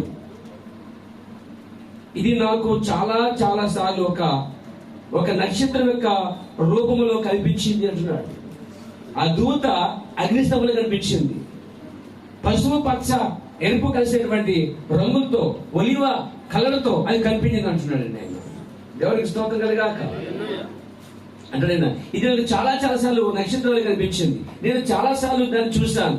కానీ అది కనిపించినప్పుడు అది 200 పౌండ్లు బరువు ఉండే ఒక మనిషిలా కనిపించింది. ఆ దూత ఎవరు కాదండి, కొత్త నిబంధనలో పాత నిబంధనలో ఉన్నటువంటి దేవుడే ఓ దూతగా ఉన్నది. వారందరికీ ముందుండే ఆ దూత అండి. అదే నిబంధన దూతగా పిలవబడింది, అదే గొప్ప మిఖాగా పిలవబడింది, అదే యుద్ధ దూతగా పిలవబడింది. ఆ ఆలోచనకర్తగా పరిశుద్ధాత్మ దూతగా ఉండేది కూడా అదేనండి. దేవునికి స్తోత్రం కలిగాక, దేవునికి మహిమ కలిగాక. ఇంకా 2 ఏళ్ల క్రితం నేను గదిలో కూర్చుని ఉన్నాను.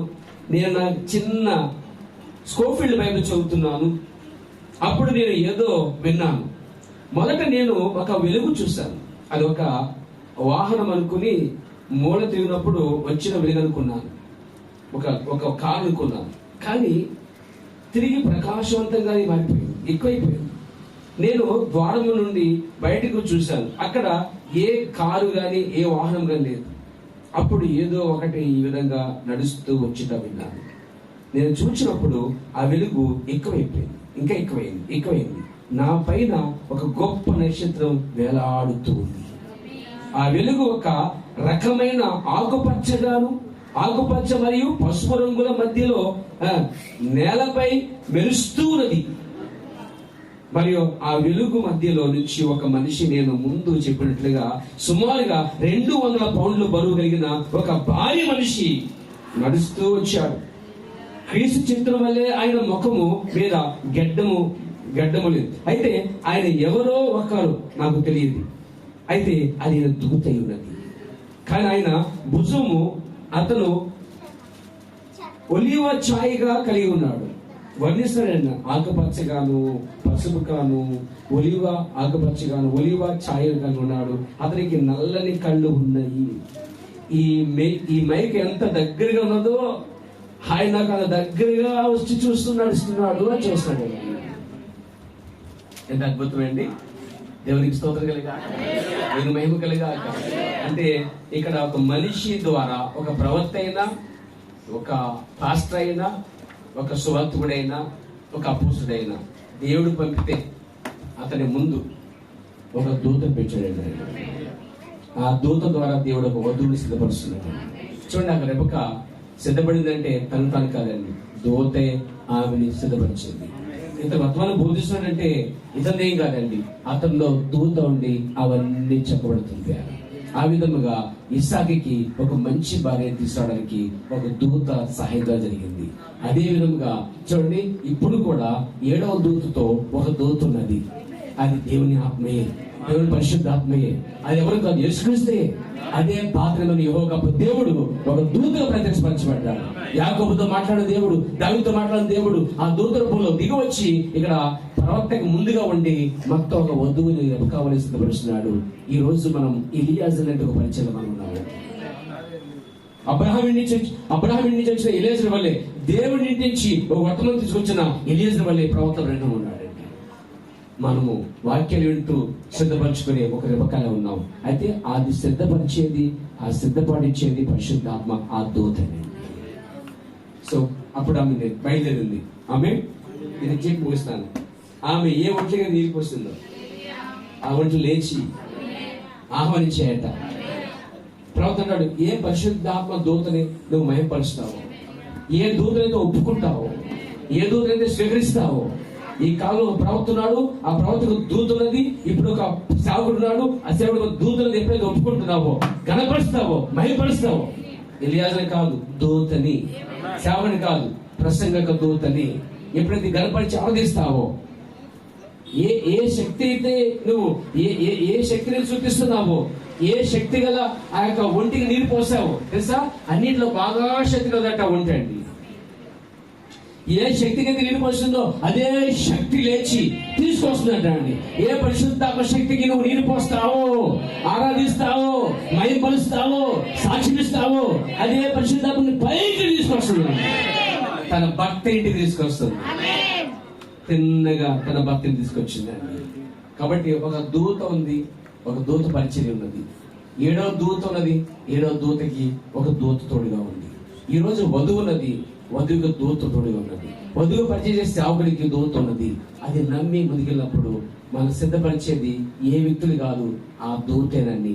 ఆ దూతని కనపరిస్తే ఆ దూతే తెల్లగా నిన్ను ఎక్కడి నుంచి అయితే వచ్చిందో అక్కడికి, అనగా ఇస్సాకునే పెట్టుకునేందుకు తీసుకెళ్తేగా ప్రభువు యేసు శ్రద్ధకి ఈ దూతని తీసుకెళ్తుంది. వ్యక్తులు ఇప్పుడు కూడా, కానీ వర్తమానం ఉంటుంది. వ్యక్తులు ఎప్పుడు ఉన్నారండి, కానీ పరిశుద్ధాత్మ ఒక దూత వలె నీకు తోడుగా ఉండి సిద్ధపరుస్తుంది. దేవుడిని దీవించి ఆశీర్వదించండి. అందులేచినప్పుడు కళ్ళు మూసుకొని అందులేచినప్పుడు